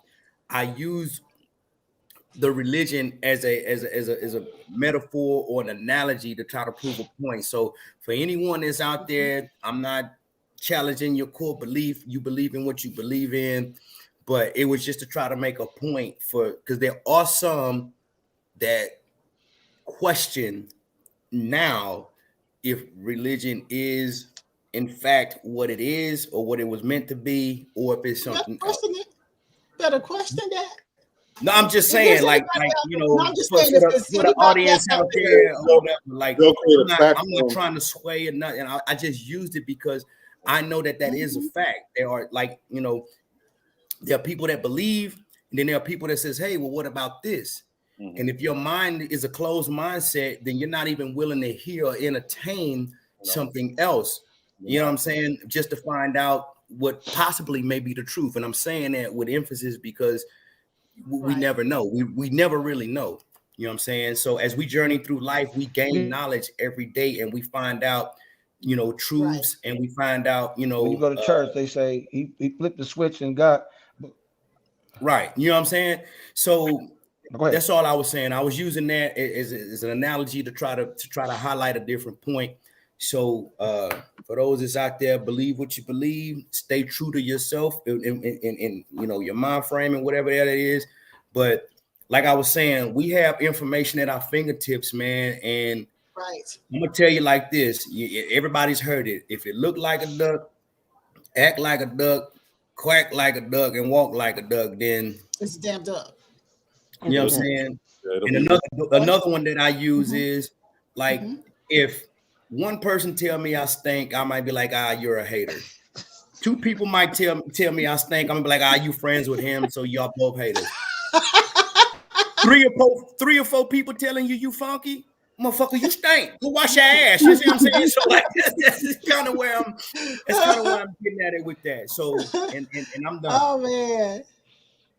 Well, you know what? Let's go into this subject. And actually, this subject, we're going to be able to bounce around a little bit. I just want to go ahead and introduce it, and then we can bounce with it and take it to wherever we would want to go. But the subject for tonight is, do you have the charisma or the energy to be famous? And Michael, you brought this particular subject to me. You showed me this TikTok video. So you go ahead and give us the take. You know, I didn't want to play the TikTok without her permission or anything. So you give me the take for the audience so that we can bring everybody into it. And then I'm going to give the definition of charisma. So you go ahead and give your reasoning for bringing that to the table. So it was just something, man, because like, number one, a lot of people, and I'm speaking for myself on this one. A lot of people have been told their whole life that they are meant for greatness. A lot of people have in their lifetime shown acts of being great, or the potential of being, you know, extravagant or great or destined for something greater. There's a lot of people that feel within themselves that they are destined for something greater or not of this world. And through life experiences or whatever, you end up doubting yourself. That's my issue right now. I've been told my whole life that, man, you should be doing this. I feel like, man, as a kid, I've been asking questions that now, as a 41-year-old, are being answered, or things are coming to light. I'm finding out answers that I asked as a kid. How was I a kid asking questions far beyond my time, right? Yet, whether it's media, the world, or whatever, I still have this doubt about my ability and myself. You know what I mean? Okay. And everybody's saying you're holding yourself back. You're the reason. I feel like I'm destined for greatness, yet I have not achieved it, and I'm 40-something years old. Why? Okay. Well, this is Doubt. one thing that the young lady said Oh that yeah, go ahead. made a lot of sense to me. And first, let me give this definition of charisma, just in general. Charisma is ability to compel, entice, or charm people in a particular way. But I like these synonyms for charisma: alluring, bewitching, captivating, fascinating, charming, enchanting, engaging, magnetic, and seductive. Those are some pretty hardcore synonyms for it, for the word charisma. Um, Right. what I liked is when I was listening to the video, and you can relate to this, and this is where I want to take it. And Dave, as we go on here, you could talk about your experience in the world of being a part of a major R&B duo for years, and everything that you encountered in doing so. When I was listening to the young lady speak, what I heard her basically Mm-hmm. saying is people who have charisma are the energy to be famous. When you walk into a room, people basically pay attention and They they're pay like, attention. Right. yeah, that person right there, they're somebody, or they're going to be somebody. You ever seen people you have no idea who they are, but you find yourself staring at them. You're like, that's going to Right. be, because they're coming into this room and Who is everybody is that? staring at this Right. individual, Who is right? that? Right. And so Wearing I sandals, have seen, wearing sandals, a t-shirt, and some shorts. That's it. right. And so Right. yeah, their right, distance is because they very don't be dressed in the nines. They enter the half. room. That's it. Right. And It's so their you've seen presence, that. their vibe, their energy, everything. Right. Right. And so then there's the people who we know that we've seen what they do, like the Dave Tollivers. He may have the charisma on one hand, but we see what he do too, all the experience. And when he was in the room, we're like, that dude, we know he got the charisma and the energy. So what do you feel about that, Dave, having been in the industry for so long Right. and seeing people and working with people in the industry for so long? What that's like? Have you noticed what we're saying about And the and charisma I'll that add people this, do? and I'll add Add it. this. I'll add this why before you answer that question Okay. to what she's asked. As a younger person coming up, did you have that feeling that you were destined for something greater? uh, as a kid, they always told me, especially when I started singing, that I had something. Mm. They knew I was going to do something because I was always active, doing something, whether it was sports or whether it was music. And it turned out to be music because I just didn't like the way cats was talking to me playing football. The coaches, just putting their hands on you. Back then, it was everybody could whoop your ass. I didn't Right, like that. right, right. Teenager, I'm almost a grown man. This dude talking to me and putting his hands on me, and I know I probably would have got knocked out, but I ain't like it. So, that's a good question because there are some people that have really um, outgoing personalities and could wow a room, and there are some people like a prince that'll come in the room and not say anything and wow a room. And I guess that's charisma all at the same time. The mystique, the charisma, the I guess you're illumined. You got that light on you. And some Exposed. people have it, some people don't. I think that you can learn it though. I do Right. think that because there's some corny people that you be like, man, how this dude get in here? But it's Yeah, like something how, that who let him do the like I mean, okay, like I don't know, this might be stressful, but maybe like a Terry Crews. Okay. Terry Crews seems like he was a corny dude and he got his way in. Of course, he was an athlete. He has an incredible body, and he probably, I don't know, he seems like he's corny, but now he has that, that right there, that thing. Yeah. And But did y'all when he know got that his when he got his balls touched he can play a horn and draw really good? Oh, I didn't know to that. Terry Yeah. Crews. Yeah. See, you just taught me He something. plays the instrument So and he's a really good artist. So yeah. see, we don't know about that, I but didn't. the entertainment business is a vacuum. It can suck the life out of Mhm. you. And it's very because I've been at a point where there was nothing and nobody wanted anything, and then I found it back again, and it's very trying. It's Mhm. very hurtful. It give you depression. It gave it to me, on top of everything else that was going on in life. You know, the losses, the up with family, everything, and you still have to be able to put that face on, no matter what is going on in your career. Because especially after you Mhm. get to a certain point, it's like, what else? What am I gonna do now? You know what I mean? So you have to, through Right. everything that you go through, you have to keep that face on. You have to keep that marketability, that selling point about you Mhm. that is going to get you in the rooms if they're not going to give you money now, but they're going to get you in the rooms where you can wow the rooms and people want to pay you afterwards. Right.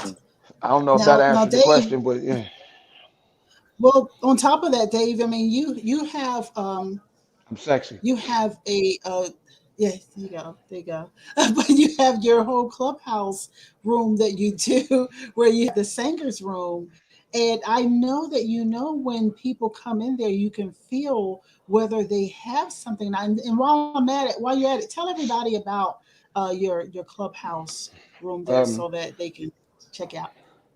so every Tuesday, they just told me it was my 1 year anniversary, but I know I signed up before Thanksgiving to be on Uh huh. Clubhouse because I got an iRig that I bought before Thanksgiving that I never Uh huh. used for Clubhouse. So it's called Dave Tolliver Singers Room. Come get this deal. I do it every Tuesday at 9 p.m. Eastern Standard Time. We're going to go into our fifth season. The first four seasons has been fantastic. The first season we gave away a record deal, and I'm upset because the guy that promised the deal, he's a very prominent guy in the industry. He didn't do anything yet. But the second, third, and fourth seasons, I gave away 2,000, 1,000, and this past season I gave away $1,500. This season was kind of unique because I gave away the 1,000, but I have this rule now that even after you win your round. So, okay, let me tell you, it's 6 weeks of battles, of auditions, and Hmm. then 4 weeks of battles until we get to a winner. So I tell, if you Okay. make it in the audition, I ask that you stay and you come to the room, and I have admins that help me and watch. If you don't come to the room like I asked you, you get kicked out of the contest. I don't care how good you are, how bad or whatever, you out of it Hmm. because if I've been getting my friends to give me this money to give to you, so the least you can do, unless you have a family emergency, something, is bring your ass to the room. It's an hour and a half. It's an Right. hour and a half for a chance to get $1,000, Opportunity. Yeah. especially if you think you're I've that been to the good. room, y'all. I've been to the room, And, y'all, and I tell you, y'all blowing me away. and so this season I'm doing the praise edition. And so what we normally I do the championship, and then the week after I do all stars, where I have guests come back from other seasons. But this year I did an open battle where you had to come in and you had to sing Christian, inspirational, or whatever, but it had to be that. And man, when I tell you that was cool, and I'm actually going to replay that again Tuesday, then take a break to the 28th of December. They want to do Okay. a Christmas one on the 21st, so I might do that. And this year we're incorporating a lot of different stuff. So if you want to know what it's like where the URL Smack League meets March Madness meets Wild and Out, all that into one. And Nice. that's what it is. Dave Tolliver Singers Room coming to the There you radio and go. TV soon too. Yeah, man. There you go. Long When winded. you say There you go. singers room, because I tried to Sanger. type it in so folks can have it. Is it sang with an A or It's Yeah. sing? same, like Singers Room. same, Yep. same. Dave Tolliver Singers Room. Come get this Okay. deal. All right, And let me correct that they'll see it. then.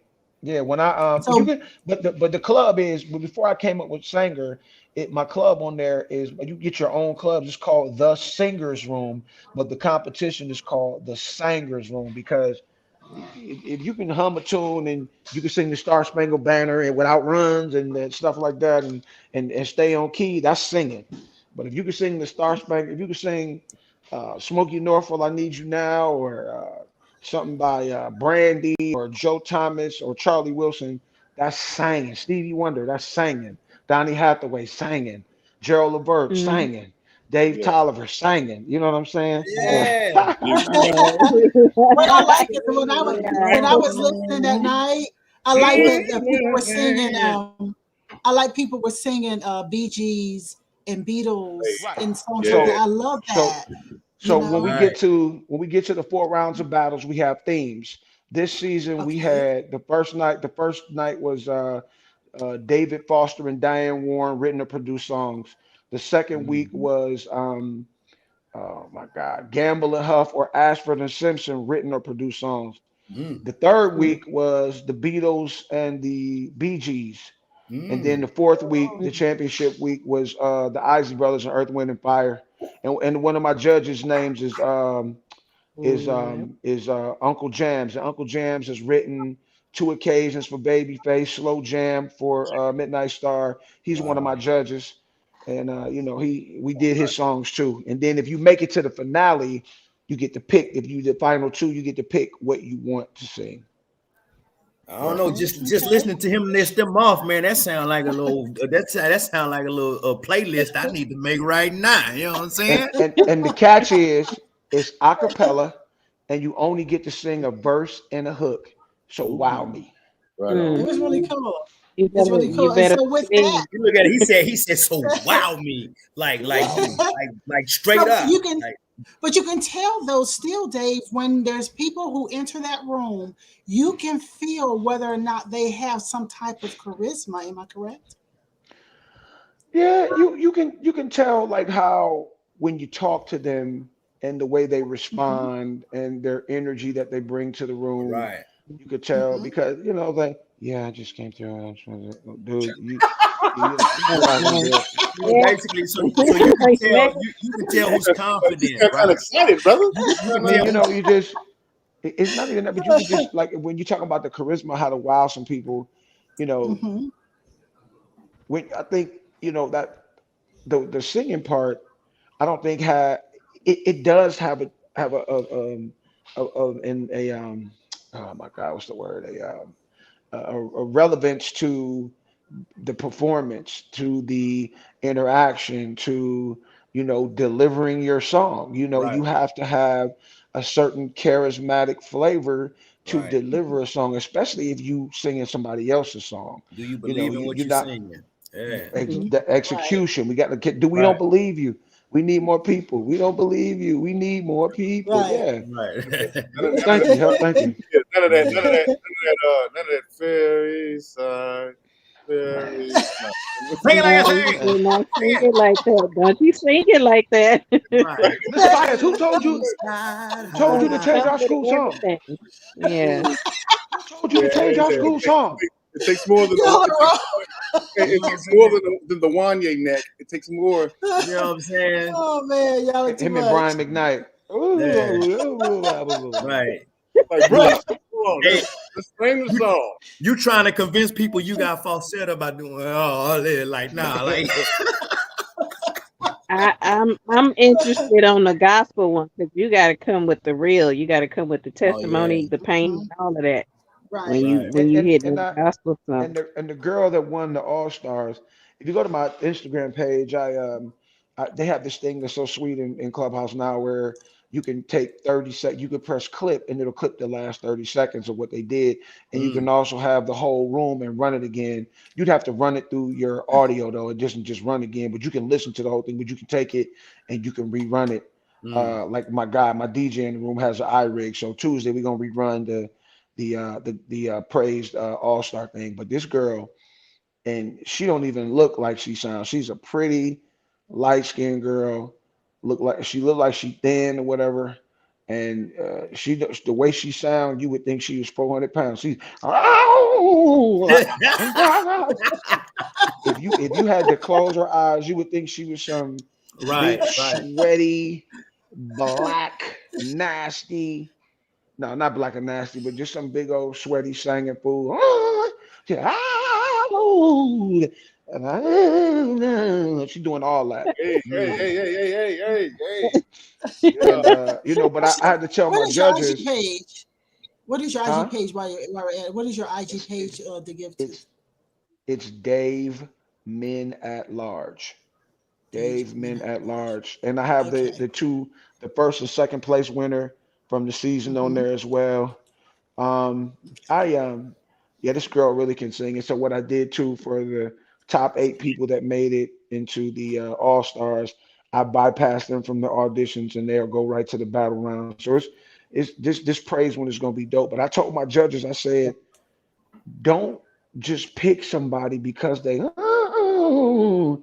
listen to it all. And I know that's why they picked her, Right. but there were a couple more singers in there who Mhm. She won, but there were a couple more singers in there who were a lot composed, a lot, more control. They weren't doing all this stuff, and they was like, I just heard the anointing, which I guess that would be your charisma in gospel is the anointing, or in Christian. I said, but Mhm. there are people who have that oil on them and that anointing who don't do all that, and they just go, love lift us up, that just singing like that, and the whole place in the church will be gone. It's the same thing. But Right. it's to the taste. But I said, if y'all gonna just pick somebody because they coming in here going crazy, doing runs and squalling, Right. then you might not be Mhm. on the panel next season, because I need it to be a fair shake, because everybody don't do that. Mm-hmm. Right. Right, That is Yeah, right. man. But Yeah. yeah, that's Okay. that's Hey, the good Well, you know what? hey, that's a good Tanya. question. Hey, Okay. Tanya. Yeah, Like, I wanted to yeah, do some chat. I was Yeah, I about to want to say. definitely do this. So just to kind of Right. catch up, I mean, I know we went from the tea to the living room, and basically it was a lot of people that's just kind of introducing themselves, saying, "Hey, I'm here," and everything else. And some of the things we said, you had some people, um, you know, what I'm saying, like Bridget, basically saying, "Hey, I agree," hands up, and things of that nature. Basically saying that Mr. Dave was a good addition to the cast. Um, and then we had Honorable XX Mhm. who came into there. That just happens to be my cousin as well. You know what I'm saying? What I Right. feel is Mhm. a talent, who I feel is a talented individual. And as Right. we continue to talk, um, he basically said, pertaining to this subject, he said, I honestly knew I was different and destined for greatness the day I stopped allowing a strict Southern Baptist religion forced on me as a small child by my family and community. Basically taking control of his power, or either that or trying to control his power. I would like a little clarity on that if he's still watching. Um, Okay. but I mean that's as far as where the chat kind of goes to. And I was just going to propose a question that, I mean, does anyone And, else on the group here and I'll say thank you feel? to Lady Whimsical for switching over to Twitch. We're trying to get our Twitch page going for any of you out there. The link is there for Oh, Twitch. So thanks for supporting us over there Twitch a too. But ribbon. go ahead. Get Twitch no, a I was ribbon. just going to ask anyone on here that feels like that. Does anyone on the panel right here feel like at a time, either growing up as a youngster or now, that like where they are in their life, did they feel like something in them speaks grandiose and more than? I Ah, think Look at Go-Go's face. for me, um, I've always felt like very different. And I know not just for the simple fact, like, growing up, my brother and my sister being older than me, picking on me, always doing weird stuff or watching me, or, like, oh, she do this, she's strange, she's weird. But my mom would tell me that I was so concerned about things, and not paying that much attention to myself, but being a kid I was like compassionate. And she said I read some newspaper article and was like crying, and she's like, what are you crying for? And then it's like, and then you're reading kind of early, so she's like, these kids in Africa, they don't have no food, can we send them some food, mom? She was like, she's like, what, why is you acting like this? So it was something always different about me and strange. And so um mhm. I've always felt that way. My thoughts and things have been a little different, but I'm cool with it and I'm understanding it now. I'm not sure if it's for me to be famous, but I wouldn't mind being like a reason behind something, or the muse of something, of why something is, being like Right. the background. But like, hey, Well, the easiest thing about today is you don't have to have talent to be famous. So if you're watching reality TV and That listening to the music that comes out now, Right. you don't have to have talent to be famous. no. And I always use this, and my daughter just tired of me saying that, but she was watching some girl, And these cats on YouTube and TikTok, they get so much, they getting money from just doing dumb shit. The one girl was Mhm. on Yeah. YouTube getting about 10, 20 million views per video for eating something, lettuce or ice or gum, and saying, what does this sound like? What does this sound? 10, 20 million views. Right. You getting paid. At that point, you ain't even gotta wash your ass every day. You can just sit there and collect them checks. Right. Straight up. Right. Right. And I've seen that What's too. charisma today? Mhm, No, go ahead. But what's charisma mhm. today is not the same as what it was yesterday. That's why they don't do artist Right. development anymore. They taught it back in the day. They taught Right. you how to be Mhm. a star. Right. They taught you how to do Right. that. Media training, dance steps, just Right. how to be a star. Period. And now it's Right. just like, okay, well he moved 100,000 units on the street.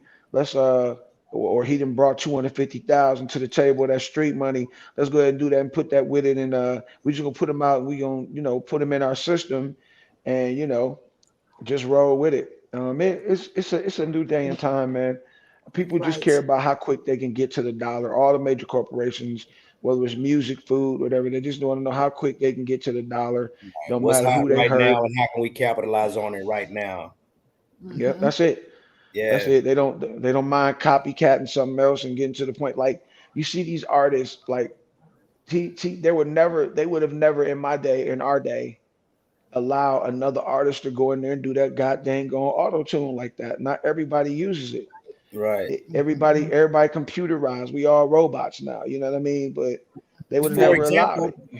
to kind of highlight on what you're saying, for the longest it was just Zapp and Roger using that. You know what I'm saying? The Yeah. synthesizer or whatever they were Mhm. using. It was just Zapp Right. and Roger. No one Right. else would do it. And if you are an artist, you pride yourself in not sounding Like like or somebody else. mimicking someone else.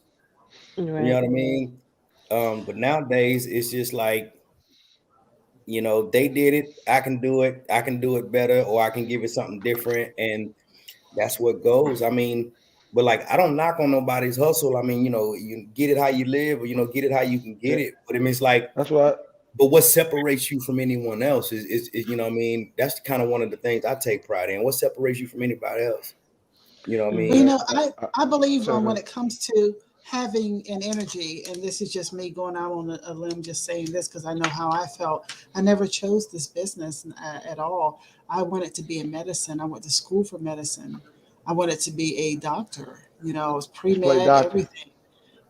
See, You are and see, a doctor. I went to tell you so bad. I went to do that for real, and Mhm. I became the patient. And a lot of y'all know about what happened, my brain tumor and everything that I went through, and I came out on the other side. But as I was recovering from that whole situation, I ended up working at a black newspaper, and it's like these doors kept opening radio, television, film. It's just doors kept opening over and over and over. It's something that I didn't choose. I feel like it chose me. So I feel like times when I went places and I entered into different situations that people would kind of look and they kind of pay attention, I would feel people saying, "Who is this person that just entered a room, and they didn't know who it was, but they knew it was somebody. And sometimes it worked in my favor, sometimes not so much, because you can see the haters. I remember times when I have had things stolen from me. One time I Mm. was even doing an interview with Force MDs, and I'm sitting there doing the interview, and I see a hand come through there and snatch my case to my camera. She just figured that I Right. had to be somebody. You know what I'm saying? But you see little things that happen that people do in response to who they feel like you are, and I've watched that for years. So I just go with it because I know there is. I never understood this type of energy, but it has to be something there. That has drawn me and has carried me in this business. Because, like I said, I never chose it; it chose me, and now I But here, love. watch this What. though. For, Mm-hmm, for y'all right now, if you didn't have it, neither one of y'all would want to work with each other. Period. It ain't it's true. like y'all work for some broadcast corporation. No disrespect in saying that, but y'all Mm-hmm, all got it because if y'all didn't have it, Man, shit, you ain't gonna be sitting up here wasting your time on no Friday night doing this with Right. nobody that's a sucker or boring, that has no personality, no career, no type of shine, no type of ability to carry a conversation, just no thinking Right. cap, no swag, no, you ain't gonna, man, shit. Y'all been on here for 3 hours. Y'all gonna be here for 3 hours. Ain't got no I ain't grace. sitting on, I ain't sitting, I ain't Ain't got sitting on no phone call. Look, I ain't sitting with a motherfucker for 3 hours if it ain't gonna be interesting. I'm out of there. I ain't sitting with a motherfucker for Right. 3 minutes if It's you like, ain't what am peeking I my getting shit. at this? Give me Right. 3 minutes. Right. look, Right. you ain't got no grace in your Jones. You know what I'm saying? No, no, I like that. I like that. No grace in your tone. You But know you what I'm ever saying? dealt with Well, I people got a question. and okay, go ahead. Somebody said they had a I question. got Go a ahead. question. I got a question. So ultimately, who in the hell determines what greatness or charisma is? Good, a- Same. good It's the answer. same. It's the Thank same you. thing in terms of art itself. It Mhm. is. It's up to the person. It's up to the audience. But nowadays, people don't know what art is anymore. Anything is called art. Right. Anything is considered charisma. Hence, you have all of these fakeality shows. You know what I'm saying? These auto tune type shows. It's all a matter of Right. nowadays. What are you willing to do for the contract? How far are you willing to go? Then, Man, not listen. how far are you willing to go within yourself. Do Basically, you have a soul and are you willing to sell it? are you willing to sell it? Do you have a price? And so So We it's all subjective. This bottom line is all subjective. But number one, Mhm. what do you feel or how do you weigh yourself? That's the first thing. When you consider yourself and how much you weigh, or do you would you even bother? Who in the hell? Why would you even bother putting a price tag on yourself? Your price is from the jump. So to consider people weighing you or ranging you in terms of your charisma and determine the greatness that you have, you should have that identification within yourself as you go along with life, because you're going to be told something different later on when you recognize there. different things with experiences. So they may say that's that this, control. right, That's that right. Mhm. control mechanism again. Everywhere you go, Right. that you Yeah. cold, but as soon as you get there, it's if you a prop five football player when you get to college, you got to earn. I mean, they breaking you down every Right. aspect of life you go to. You Mm-hmm. on a high, but as soon as you get to the next door, they Somebody trying to else. break you down. They trying to control Yeah, your ass yeah, Right. every He took time. the word. He took the words right out of my mouth, man. yeah. I was gonna say, Right. when you say, who tells you what, man, it's what they feeding you. You know what I mean? And when I say they, y'all know what I mean. Like it's Right. like, you may believe something in yourself, but it's one of them things. Well, this is what's hot. You know what I Mm-hmm. mean? So those who like, it's people cashing in on talent. You know what I'm saying? You could be the most talented person in the world, and the whole world know it. But Mhm. if what you're saying or what you're doing ain't nothing, ain't generating revenue, sit your ass down. I'm gonna take this nobody that people, what I mean, that don't, that people don't know about, Mm-hmm. that's talking some old dumb shit, some whack shit, and we gonna make them do that, because the whack shit is what people don't know, and then they're interested in it Yeah, because they're going by the We numbers. They're right going by the numbers and not by what it really is. there. Because I like mean, you that's they said, just don't. that's just my take, but I'm pretty sure some of y'all either can expound on it, or break it down, or I want to do a rebut it. couple things. I want to make sure, Michael, you hit that chat for me again. But I really Yeah, want to. yeah, I'll I take want a to look. talk about charisma in just a few moments, so that can give you all a little bit more ideas of what that whole thing is too. So we're going to talk about charisma. We're going to do that for the people out there too, because that's how we do with this show. We try to make sure that we give the people out there a little information. They might have it, and I want to do something else, and I'm going to see if you all to do this with me. It's going to be a quiz, and I did the quiz a little earlier. I might go back now and cheat, but Right. Like, I know, right? But it's a cute quiz, and I'm going to go ahead and tell you the website right now. But well, Damn. let's do the chat first with Michael. It's cute. It's real cute. Miguel. Okay, give me 1 second, because I'm reading the chat. You know what I'm Uh-huh. saying? And again, Honorable SX comes in and he puts in John 10:34. Am I lying? And then he goes, if the KJV, the King James version, is real, and what's in it is real, then so is John 10:34. And I kind of went there to kind of look up John 10:34, where it says, Jesus answered them, "Is it not written in your law? I said you are gods." You know what I mean?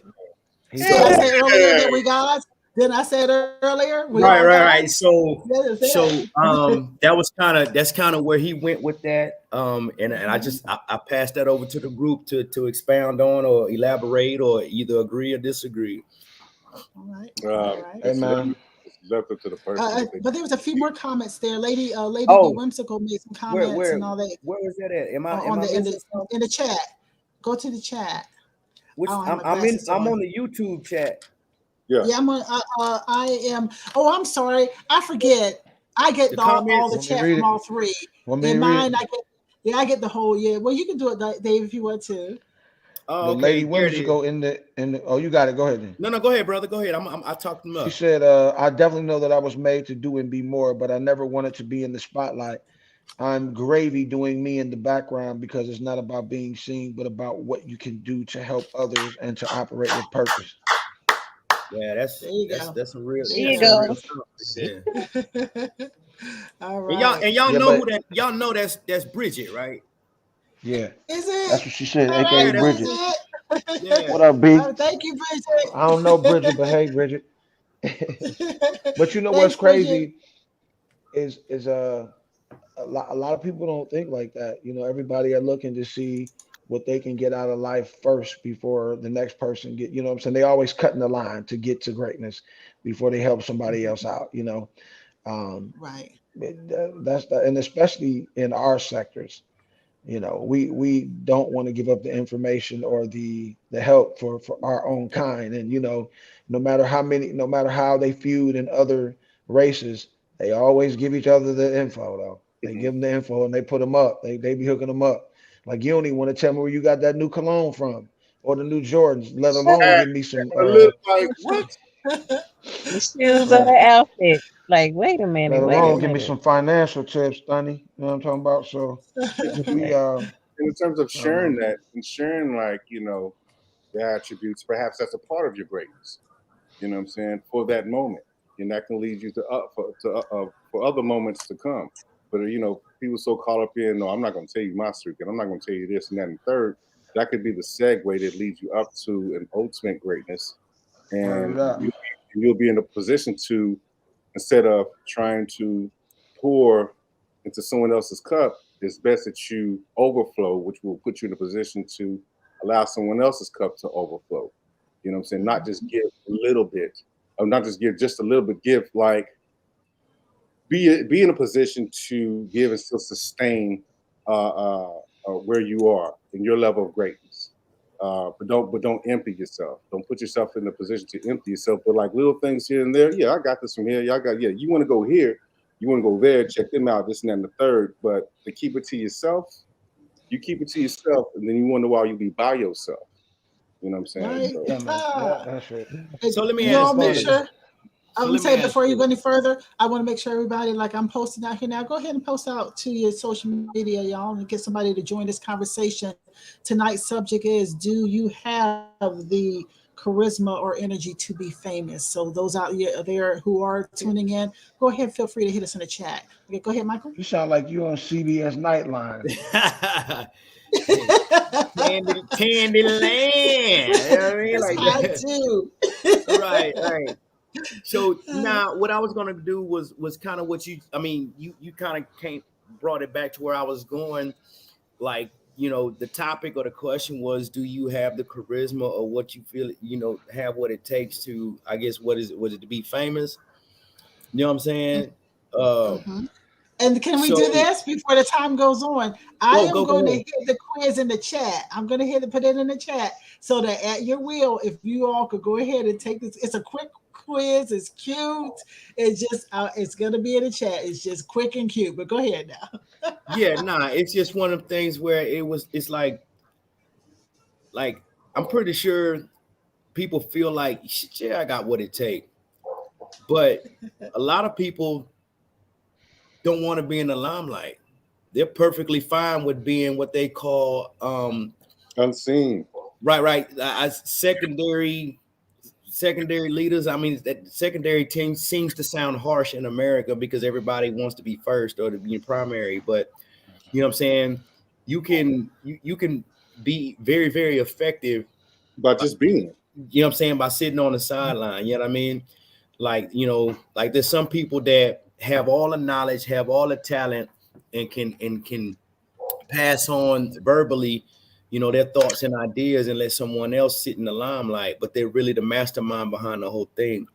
So I mean that whole thing I was getting at, like, you know, do you feel like that? And then kind of like what Lil Mama just said on here, like she was like, yo, I'm perfectly fine sitting on the side, making sure everybody else is good. Facts.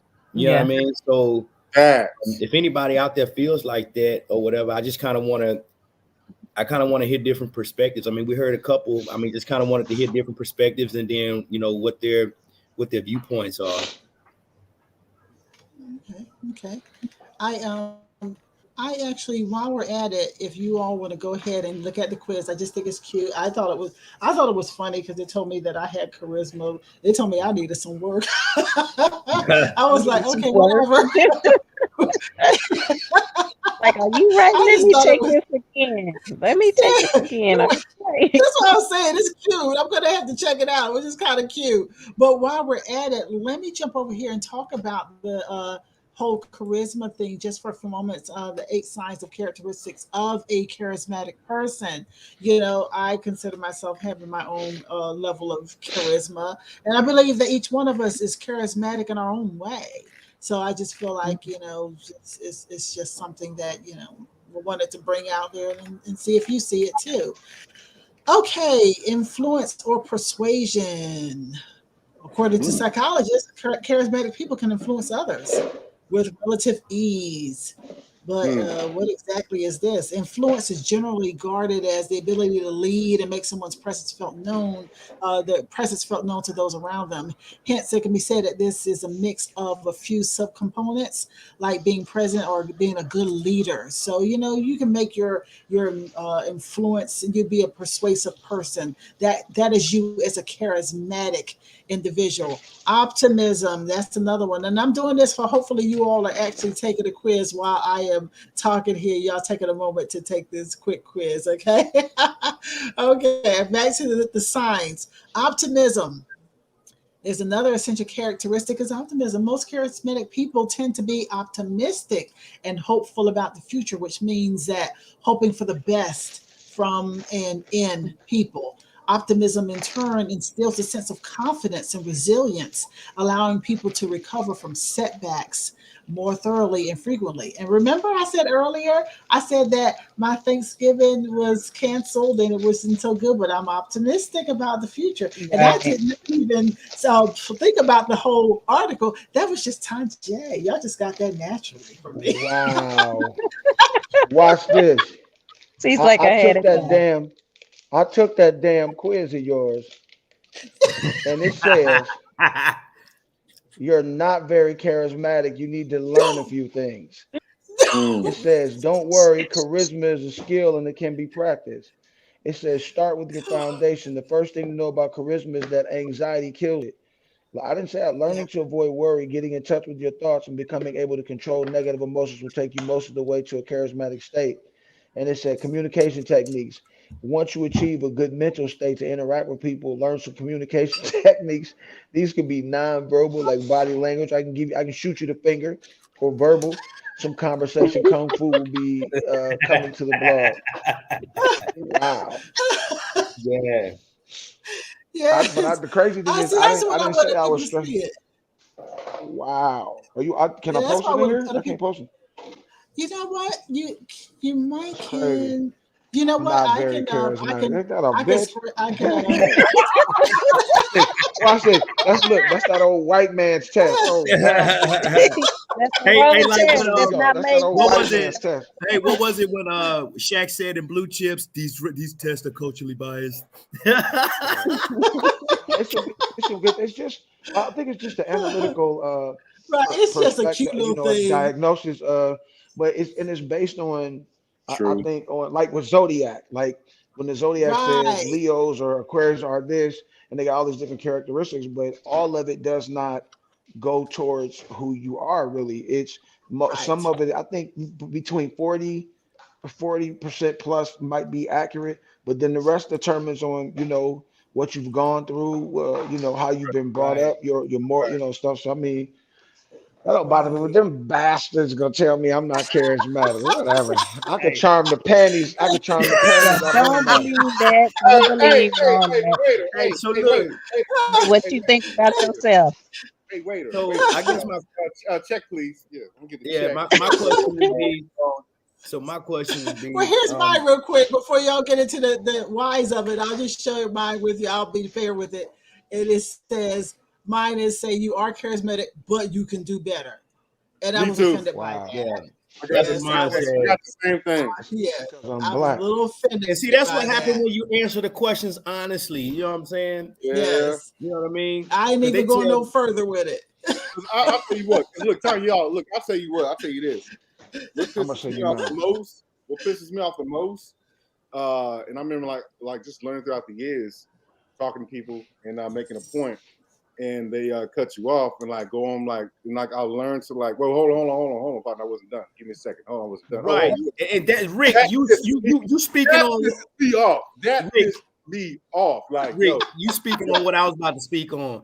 Like Mhm. when somebody cut you off, do you hold your hell no, I don't. Some bitch I was No, talking, wait, motherfucker, hold like on. you interrupted me. Yeah. Like, You But asked me y'all a do question. know, Are you y'all do listening? know I interrupt a lot, right? Y'all do see me doing that a Yep. lot, don't you? I seen that. Yeah, you definitely do. Yeah, yeah. I do it, and I do it for. And I'm Hold gonna tell you on, why hold I on, do hold it. on. I'm do gonna it tell for you what? exactly why I do it. I do Oh. it because I was an introverted person who would not speak above a whisper for many years of my life, and I used to get run over. People talk over me all the time, and one day I said, "I'm not allowing From a anybody to talk relationship. over me again." It came from a You know, relationship. I'm not Hold on. yeah, not and gonna so shed You no feel tears. that way. well, see that because First of I'm all, also like, but let me say also as a leader of a lot of group, but often I am the soft spoken inside of the group, and unless I jump in, sometimes I won't get a word. So that's What? why I do what I do. Candy Yeah. girl, soft that spoken part, now, of the now, group. I am What? soft spoken. now, Shit. check this out. How you Look at that hold on, Diva. Hold on, Diva. That's the Now, how black you Barbara feel? Walters. Look, Tanya, how She you the black feel? Barbara Yeah. Walters. Look, how you feel is the same person is how the same person feels that you interrupted. So But I don't know how to she's deal with They that. Yeah. didn't marinate she's like in me. the You range know, the point to where she's like, I don't give a I gotta get my point yeah, out. she. Yeah. I see a lot Because of I people know like that that. I People that have am. been stifled. Yeah. The people that have been stifled or not given a chance to speak. It could come from relationships or how you were Hmm. brought up. And True. like my wife kind of like that. And I'm like, why you like Hmm. that? Because shit, I let you speak. Shit, you talk too much. Go for it. Like you just asked me a question. You just Like, asked me a damn, question, and you right. just jumped get to right the in. point. Yeah. Just get to the And point. I That's just it. do Nah, it because I so that have comes to. My from voice that is soft spoken, and people's voices tend to be louder than mine, and if folks will run over me if I don't do it. And then that's one. The other side is that this Margo. This is where I'm that Libra girl too, and Libras. Sometimes we just want our damn way. It's just what it is. Yeah. We feel like what It's what that we have to scale. say is important, and we want the world to hear it. But go ahead. no, I'm just gonna say that there's those times where like people have a lot to say, but then they're just used to like they don't get that opportunity, right? You know what I mean? And so when they don't get that opportunity, you got people that listen to hear, listen to understand, and then you have people that's listening to respond. So a lot of times when you're speaking, Nice. they're already trying to respond versus taking in what you say. And I'm not gonna lie, like I was guilty of that, and depending on what the fuck we talking about, I'm still guilty of that, right? You know what I mean? Depending on how hype or deep the conversation is, but in the grand scheme of things, like you got to listen to what somebody's saying, because like, you know, we all know how communication is. There's a sender, there's a message, there's a receiver, you process it, then the receiver becomes the messenger, and then it goes back in reverse. But how often do we let that process play out? You know what I'm saying? Before we start trying to respond. So, and then there is some stuff in the chat that's going crazy. So I can't even keep up right now, but go ahead for whoever has something to say. Want to go back and get a little on the chat here. It started back with Lady Whimsical, where she was saying, I definitely know that I was made to do and be more, but I'm going to go ahead and enlarge it so that everybody can read along. But I never wanted to be in the spotlight. I'm gravy doing me in the background, because it's not about being seen, but about what you can do to help others and to operate with purpose. I like that. And then she came back again. She came back again with another one saying, charisma is great to have for fame, but keep in mind there's a dark side to having a lot of charisma and influence over others. I would say with that, I would say more of a dark side to get attention that you necessarily don't want, which will come later on, that you can't control. That's to me is like the truest darkness. You know, you can have charisma and be silent. You know, but that's just how your charisma operates. There's several levels and several subjectiveness in terms of what charisma is. It just all depends on the person, because it's like even Sade can walk into a room and she's seemingly as quiet as kept, but that's Sade. Like, yo, she ain't got to say nothing but just sit with her loop earrings on with her ponytail and, you know, and smoke a little weed through the airport. She be fine. You know what I'm saying? But like, so, and then Honorable SS has some comments too, so go to that too. Yeah, he says I'm a Gemini and charisma is in my biological makeup. Like, you know what I mean? And then and then I guess somebody else identified as a Gemini, and he's like, well, hello, twin. You know what I mean? So he's with the air signs. I'm an air sign. Well, I'm a Libra, but at the same time, that's you, my fellow air sign. So we are twins. That's what I'm saying. Right. Yes, queen. Yeah. But he had a comment back up here earlier. He had a comment. Did he? Yeah. Where was that? Yeah, and I'll go ahead and put it on the screen. It's on the screen there. So okay, there you go. Yeah, I seen that one. Go ahead. But he said, I feel I can use more than 10% of my brain. I've been programmed to believe that all this matter in this hard skull of mine is only capable of 10%. Operability, I say they got me. Okay, I guess. Yeah, that part was. Hey, I feel you, Kim folk. I feel you, Kim folk. Yeah, I like that. 10% of your brain is consciousness. The other 90% is unconsciousness. So it all depends on what you can tap into. I mean, we're much more than what we're told we can be. So I feel you on that. So that means your brain kind of got erectile dysfunction a little bit then. 90% of it just don't get up to work. So watch this. So watch this. Based off of that comment, are you taking the red pill or the blue pill? You live and you learn. Red and blue pill, you live and you learn. The purple one. The purple one. So you taking the Prince pill. You know what I'm saying? Yeah. Okay, Dave, I see you sent me your results. I see you sent me results of your charisma test where it said you were not the top part. The rest of it didn't come in the thing. It's crazy. So I'm not very charismatic. So let me ask this question. Dave mama. When speaking of what we're talking about, is it one where you can identify yourself as such, or does it have to come from someone else to identify you as such?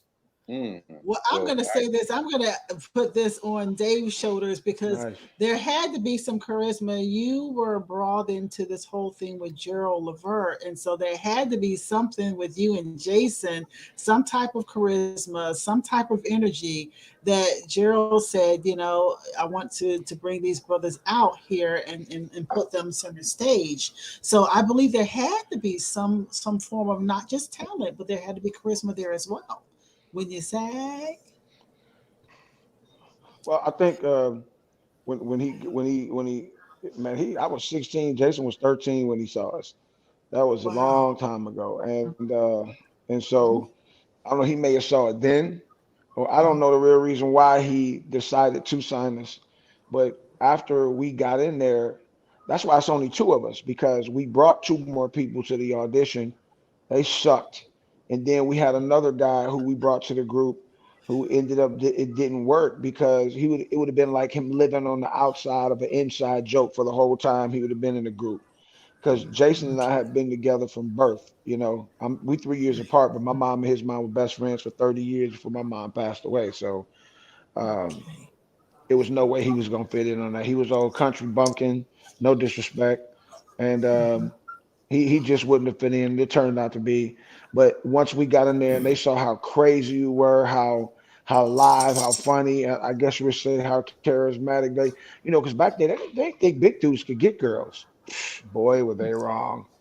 And you know, that's all part of it, you know, and even to this day, it's, you know, I want to take the credit for, you know, Heavy D started it off, but you know, Right. he was a rapper and he could Mm-hmm. dance and he dressed very nice. And I won't say that he was as handsome as me and my brother, but you know, that's in the eye of the beholder.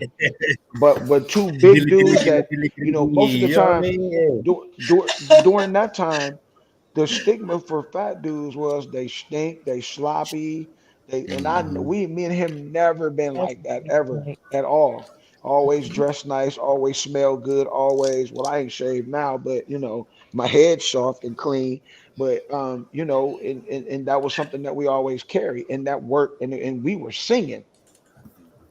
Man, come Mm-hmm. on, man. I had the strands, Right. nice curly hair, and now I'm talking about the whole, you know what I mean? Well, Come on, come man. on now. I still got it. You know, and Cassius be I like, know man, that's right. how that fat motherfucker get there? I'm like, man, Yeah. cause of shit you saying like that. That's why I got it. He's Right. like, But I but was just you being know me, what? being fly me. It's it's in the eye of the beholder. Right. You Right. know, when somebody Right. decides they want to put that belief in you, that money in you, that money behind you, that their whole business operation behind you, there has to be something because, like I Right. said, Yeah. they don't teach. Like you could teach it, but they don't teach it anymore. And even when they taught it, if you notice, in all the groups from back in the day, everybody didn't talk. It was only those that had it that would talk. Right. Look at all the groups that you know. Everybody didn't speak. Mm-hmm. It was just those that had Right. the personality or the charisma, personality, the charm, whatever it is, to light up the room, and everybody else was just there. Look at the shy guy, five heartbeats. That's the way it is. You know, yeah, man. Yeah. Hallelujah. Yeah. Thank you. Real Okay. talk. I was like, Yeah. well, just in case you all Indeed. out there who have Absolutely. been under a rock and you don't know, Dave Tolliver was talking about him being a part of the R&B dual Men at Large, and so is a Ooh. quick picture there of Men at Large, and also Yeah. here as well. I'm trying to lean in where you can't see me as well. And then Dave has been a solo artist as well, Ooh, so you that's know Dave's charisma been right there. with me on the set spot. There you go, there you Right. go. Right. Yeah. Show that picture one more And so time. I just Show wanted that to, picture one more time.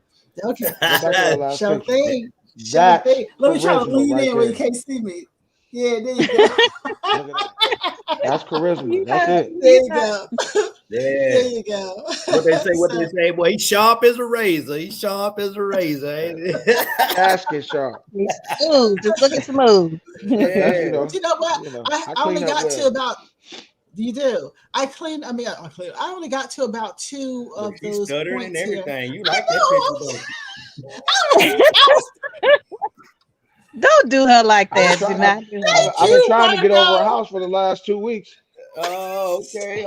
Just calling me all kinds of out. Just calling me all kinds of out. Yeah. But I was talking about charisma over here. Let's get these 8 signs. I've only done 2. I did influence or persuasion, and I did optimism.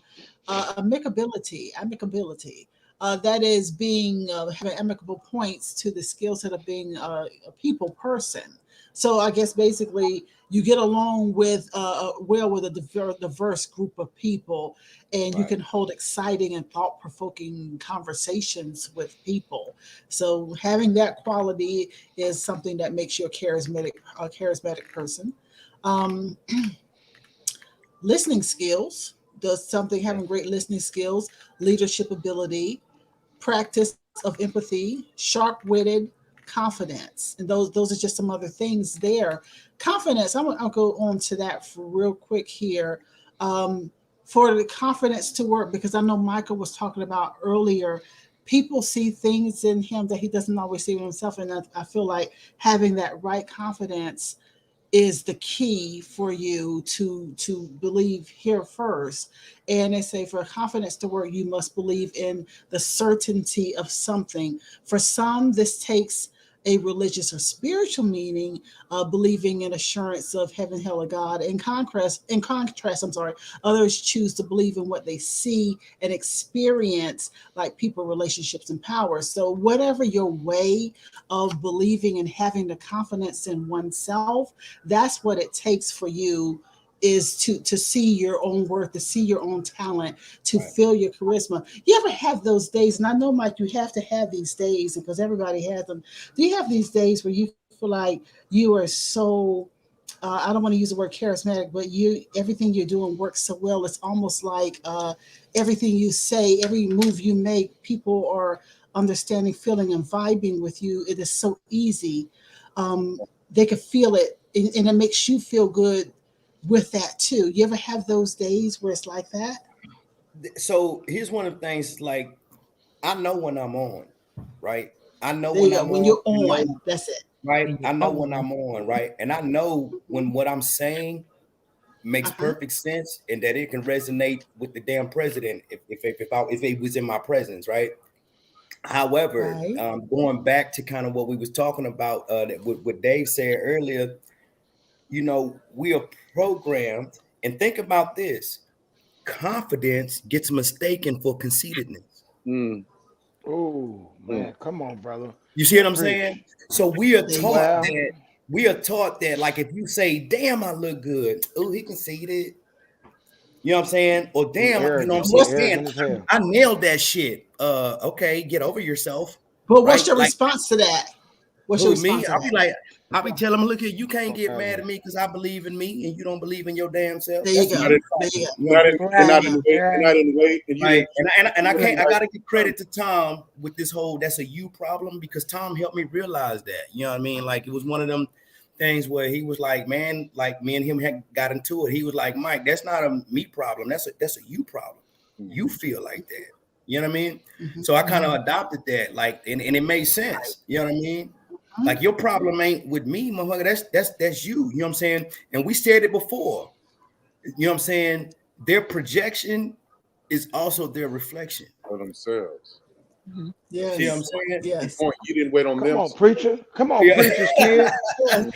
You know what I mean? So, Yes.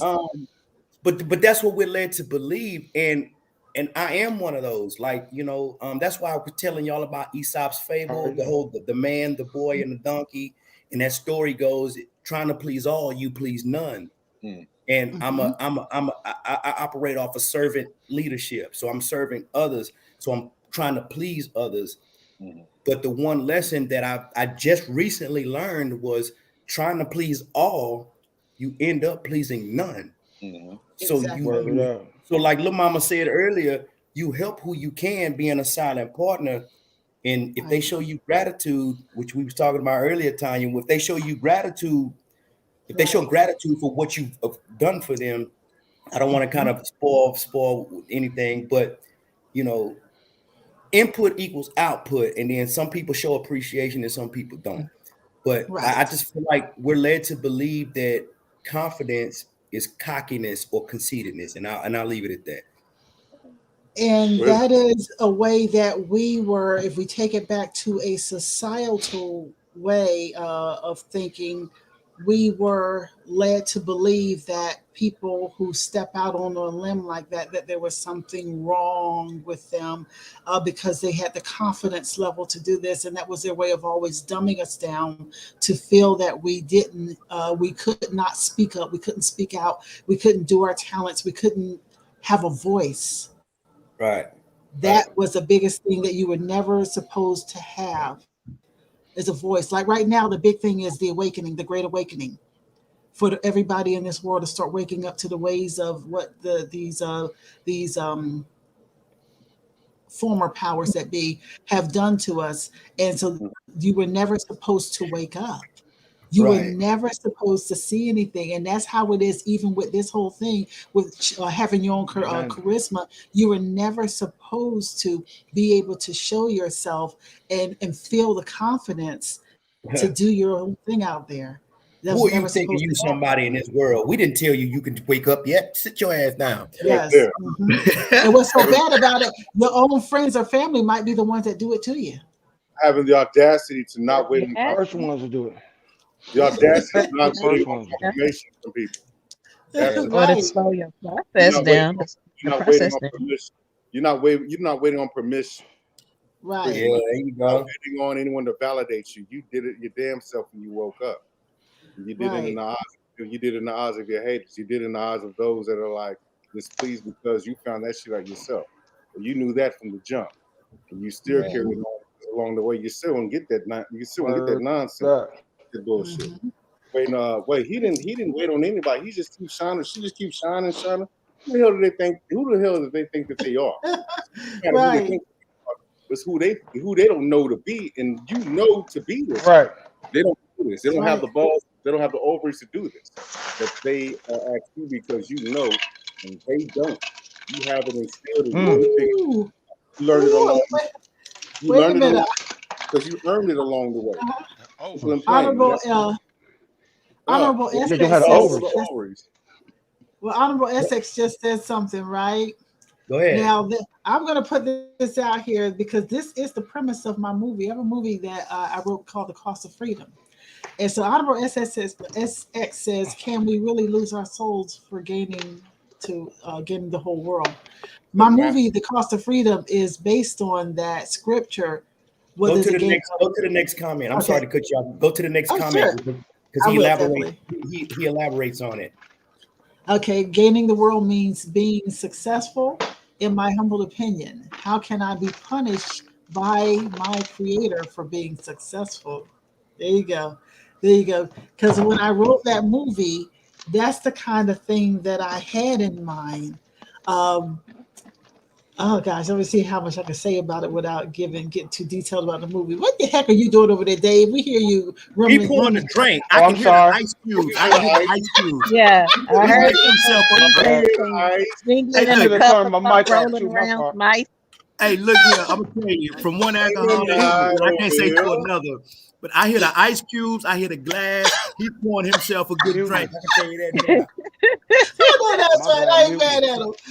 But my movie, it is about that. Like I said, what is it? Profit the man to gain the whole world and lose his soul in the process. It is about that whole thing. And you see in my movie how the family acts and how the friends act. And there's like a scandal, a drama inside of the movie, but that is kind of the premise too. With this scripture. So I totally understand what Honorable SX is saying. And furthermore, he is saying some people will never even know if they have charisma or any other talents because of their religion. Ooh, you just went all the way there. You went all the way there. Man, didn't he? Hey, I told you, man. I am taking that very, very, very, very personal. Hey, well, Young Buck, I'm gonna just tell you right now. And he did kind of hit on it earlier. You're talking about a man that was beat, bred, and everything since about 3 or 4, everything Bible and religion. And as he did 8 years in the army, traveled the world, gain knowledge, gain some experience, experience different cultures and different things. Slept with Asian women. You know what I'm saying?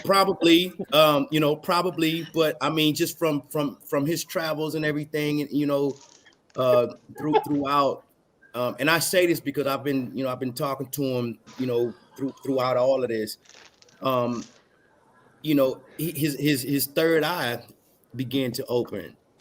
You know what I'm saying? So he just like, I'm not gonna say just like me, but he began to question those who raised him, and he asked them certain questions where he was seeking answers, trying to find a biblical response.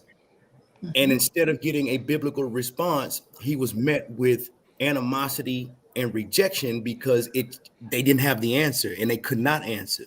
Right. And we all know growing up that you was always told that whatever question you had could be found where you can find it at.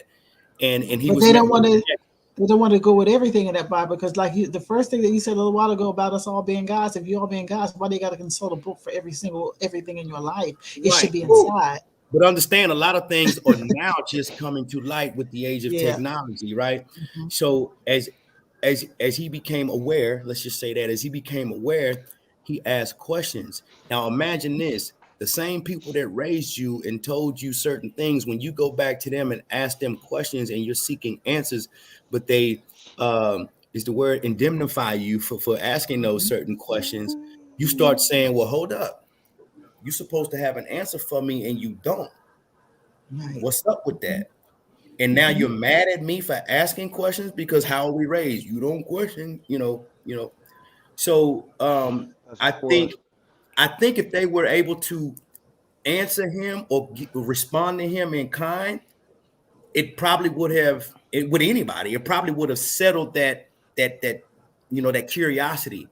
But by avoiding it, well, why don't they know? Am I on to something? Let me do some more research. Let me do some more digging. And in the process of that, you find out more information. And I'll slow down and stop. But I just kind of know where he's coming from. If you do that, go ahead. No, I was just going to go ahead, brother. I'm add on when you finish. Go. Oh no, I'm done. Like I'm just expounding upon why y'all getting some of that. Really find the truth. Yeah. Once everybody really find out the truth, then a lot of them preachers gonna lose their churches and them nice cars and all the rest of that stuff that you got going on. And they do, man. Man, it's so powerful. No matter what no matter what religion you go into, there's always something when you walk in there that captures you, even if you don't believe. There's always something that captures you. Oh my God, that was for me. I'm transferring to Islam. I'm leaving Islam and I'm going to. I'm not be an Israelite. I'm gonna be. It's always something. I think when it comes to that, you have to find the strength in rolling the dice on you day to day. The power of God is in you. Right. Once you realize that, you'll be all right. You'll be able to get through anything. And I tell people so much. You know why people grasp onto that so much, right? It's because once again, it goes back to that lack of confidence. They need to rely on another being or figure or false deity or something. They got to grasp onto that because they don't understand that's not a hollow shell right here, that they are the gods, that the God is here. They don't get all that. So they figure that I got to grasp onto this false deity and this picture of this picture ain't that of what faith is? The faith is it. Faith is having trust in something that greater than yourself, that you believe is there, but you don't know it's there. Right. But you know it's there, but you believe it's there, but you don't know that it's coming. Right. Yeah. So I will why not bet on yourself? Picture of Caesar Borgia, was it Borgia that Jesus picture that people last one too, and Jesus and all that. That it's way too much for me. So I Whoever will told say you this. that was, but anyway, I'm gonna leave it alone for tonight. I believe right now. So I'm gonna say this real quick because So what? My thing is, go ahead, go bro. ahead, go ahead. No, you got it, brother. Go I'm getting ahead. sleepy too. I'm gonna be honest. I'm gonna tap out on y'all in a minute. I'm exhausted. Okay. Go ahead. I Yeah, so go really ahead. Go enjoyed ahead. this. So I go really ahead. enjoyed Hey, this. hey. Well, he put some ice and some NyQuil. Because all I was gonna say was, for those out there that kind of maybe like where they going with this, I will say this. We talked about it before on the show to where we understand that for some spirituality and religion is different, right? They Right. are. For some, Right. their spirituality is religion. You see what I'm saying? So, and the way we kind of, at least the way I define it, is spirituality is what makes you your best you. And for some, their spirituality is their religion. So we're not taking anything from anybody, but what we're saying is, in the information age, people are finding out additional things, and for those who have a growth mindset, it does challenge their core beliefs. Some reject it, some accept it, and choose to go down the rabbit hole to find out other things. So I just kind of wanted to put that out there for the whole edification. As time goes on, people will discover that true heartbrain of the body and the pineal gland. They will understand, and they will discover that was dumbed down and killed in our body for years. Yeah, that was killed in our body for years. They've done everything they can to destroy that pineal gland in us. But there's ways to get it back, though. There's ways to get it back. Fluoride, fluoride and calcification of your pineal gland. There you go. Stop taking fluoride, because the thing is, I don't do fluoride in toothpaste, but unfortunately, they put it's in your water. Yeah, and so if you do things like I use structured water, I have the structured water machines that break down the water still. So you there's different things you can still do. Purification. They tell you to use purification systems if you can afford it. I'm gonna just tell you right now, and I never understood why, but now that I'm older and got this knowledge, I understand why. As a kid, how many of y'all brushed y'all teeth with baking soda? You didn't, because I heard about it. Yeah. Hey, my grandma had a box of baking soda, Arm & Hammer, and then you wet your toothbrush, you stick it in that damn box, and you got a mouthful of pastry. Like, but I never understood that. I never understood that until fast forward. I'm using toothpaste, Crest, teeth whitening, and all that, and then as all this knowledge starts to come about, I go back. You got to get that aluminum out of your body to stop taking that deodorant with that aluminum. But I've gone back to the baking soda. At all. Yeah, you know what I mean. So anyway, and then there's some chat going on too. But go ahead, y'all. Okay, go ahead and hit that chat. And y'all do that on here, huh? Yeah. Yeah. What you mean by the real stuff? The real shit. Oh yeah. Yeah, we're going real. And we're gonna go more as time goes on. It's the living room. It's the living room. Live in the living room. I've been telling you, we've been a little exactly. We've been a little. We talk about it all. It don't matter what your topic is. You gotta get involved. By the time it don't happen here. So you see what I'm saying? I gotta get in there. Yeah, thank you. Yeah. We're gonna talk about that. So in regards to, we've been a little slow going into some of the topics because we've got to be careful, because sometimes in the middle of the show I go and check and see what status we're at, if we have been locked or blocked or ads or something like that, because we're very careful with what we say, because there's people who own these platforms who want you to still stay dumbed down, but we try to use other words to get around and still spread the message for people to start looking at things, because we're coming into this new world. And I keep saying it, when we hit this new world, you don't want to be one of those people going to one of those 3D planets. I'm telling you, y'all who are doing that raping, murder, killing, and stealing, and you don't want to raise your vibrations, your ass is going to those 2-3D planets, and we're gonna wave bye-bye to your ass as we stay over here in 5D. That's all I'm saying. Go ahead. You want me on the show, or you want me gone? And you just scared the hell out of me. haven't brought that to y'all yet. But Like, I'm gonna bring that to I'm you very messing with you. slowly. I Yeah, I'm know gonna what bring you're it to you talking very about, but let slowly. me. Yes. I'm exhausted, Well, and David, I we love this appreciate you so Glad much. to have you. Glad to have you. anytime. Yeah, thank you for sharing and imparting your wisdom Anytime. I upon love us, this brother. shit. Appreciate it. Yes. Well, hit me this weekend. Let me know what's going on with you, and I'll keep you I posted everything. wish. So I wish. Hey, she got some groceries over there she need to get rid of. Yeah.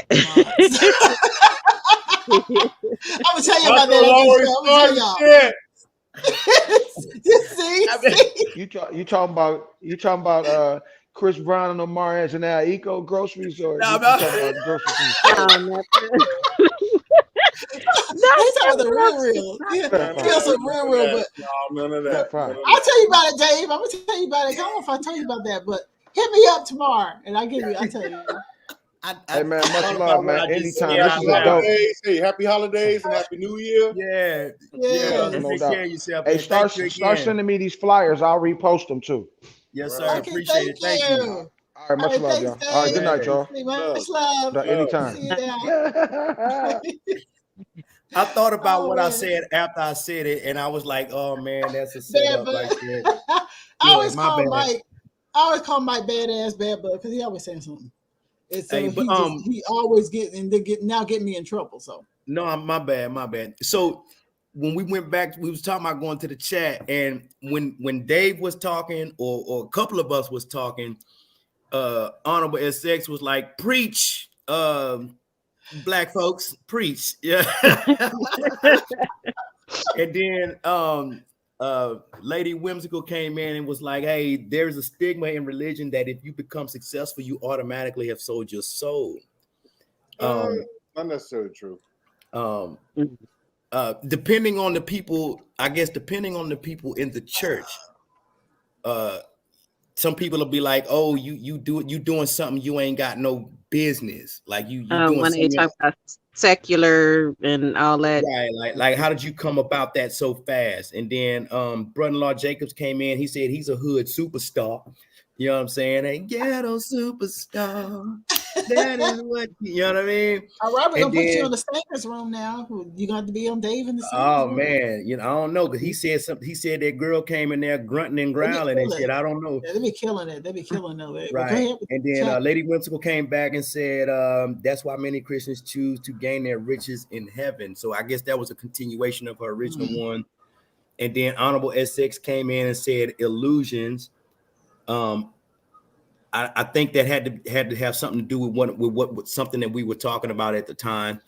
Right. And then Whimsical came back and basically said, I remember being told by a librarian years ago not to learn about other cultures or religions.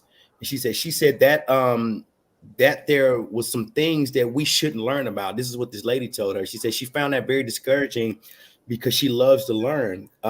But she had to eventually realize that she was being made to stay in a religious box that kept her limited in her search for the truth and experiencing God.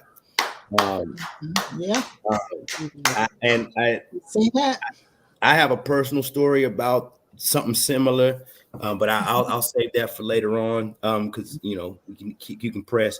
And then Honorable XX basically said they told me I was getting too smart for my own good. Talking about I'm asking questions that I should not be asking. Shaking my head. What they want you to grow. Is that what I'm saying? They want you to grow. Right. They want you to grow spiritually. So you got to pick the language. You got to pick the language of these individuals. These people are like been feeding this. And you said earlier, and I typed it, Michael. Remember, like what you said. People will feed you certain things, but it's a matter of what you decide to eat. What right. You decide to eat. You know what I'm saying? What's in the damn biscuits? What is in them damn biscuits? I'm telling y'all, man. Look, that's gonna be y'all new catchphrase, man. I'm saying, what's in the biscuits, right? Yeah. What's in the soup? But yeah. Yeah. So, I guess, and then he doubled back and said, "And whose understanding are we supposed to lean on, if not our own? is that the best choice for us? And with that phrase, I know that there's a Bible scripture that says, lean not on your own understanding, but Yeah. I can't remember the whole quote, so I don't want to misquote it, but Right. I know that is a scripture, so I believe that's kind of what he's referencing to when he says that. But you know, As you see, okay, I'm gonna say this, and the people may not agree with me, and I may ruffle some feathers. Lean not on your own understanding, right? At the same time, doesn't that sound like a contradiction to you being a God? Mm. Doesn't that seem like well, that's a part of the parts in the Bible that were written by man? so watch this.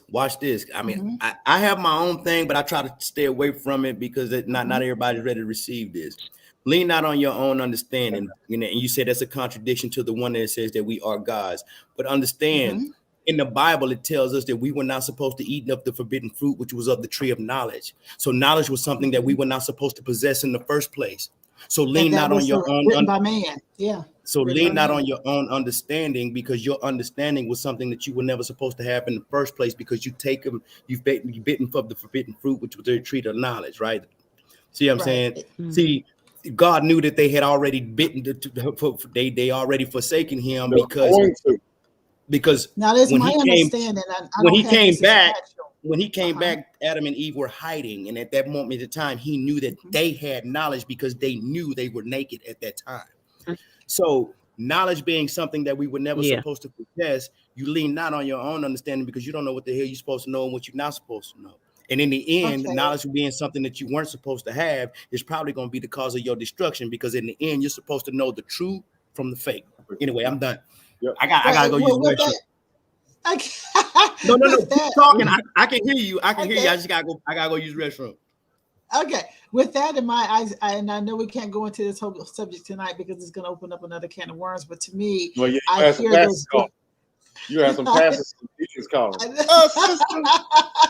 But I can hear now, because when you get become a part of the Great Awakening, out here in the world, you can see different things, you can hear different things too, and I started being able to decipher and pick apart things, even things biblically that people say, and tell the things that were written by man and things that were inspired originally by God.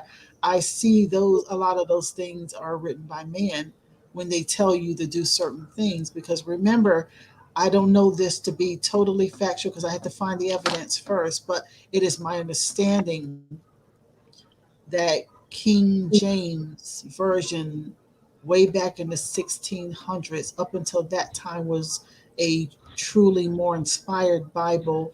And after the killing of him by being by the name of James Ehrlich, it was rewritten at that moment by other dark forces that put their own touches to the Bible. So I don't have the information right now that I can share with you, but that's my understanding, that there's something in there that happened with the rewriting of things from our dark nobility. Because we've talked about this before. You've had a dark nobility on this planet since the inception. No, I'm sorry, not the inception of this planet, because remember, we had the people that were here before your Anunnakis came in, and they you had Adama, and then they created Eva, and then you had all this stuff happen from there on, and the dark nobility took control of this planet that was made for humans, was made for the human people, and they made us humanoids by instilling the Anunnaki blood. So it's a lot of things that altered, and then they created this stuff in the Bible. And also it gets really, really deep. We'll go into this one day. We'll go into this stuff one day. We explore it one day. But today, I just want to say, I feel like some things have been, of course, inspired by man. And when it comes to inspiring by man, then that created a lot of the rules out there, which goes into our subject for tonight. If people felt like they didn't have charisma, or they didn't have this because of their religious backgrounds, because of other things that kept them and instilled them and put them in a box from feeling like they could jump out there and show themselves, and show the charisma, and show the confidence, and show that, have the energy to become what they wanted to become, famous. There's nothing wrong with being famous.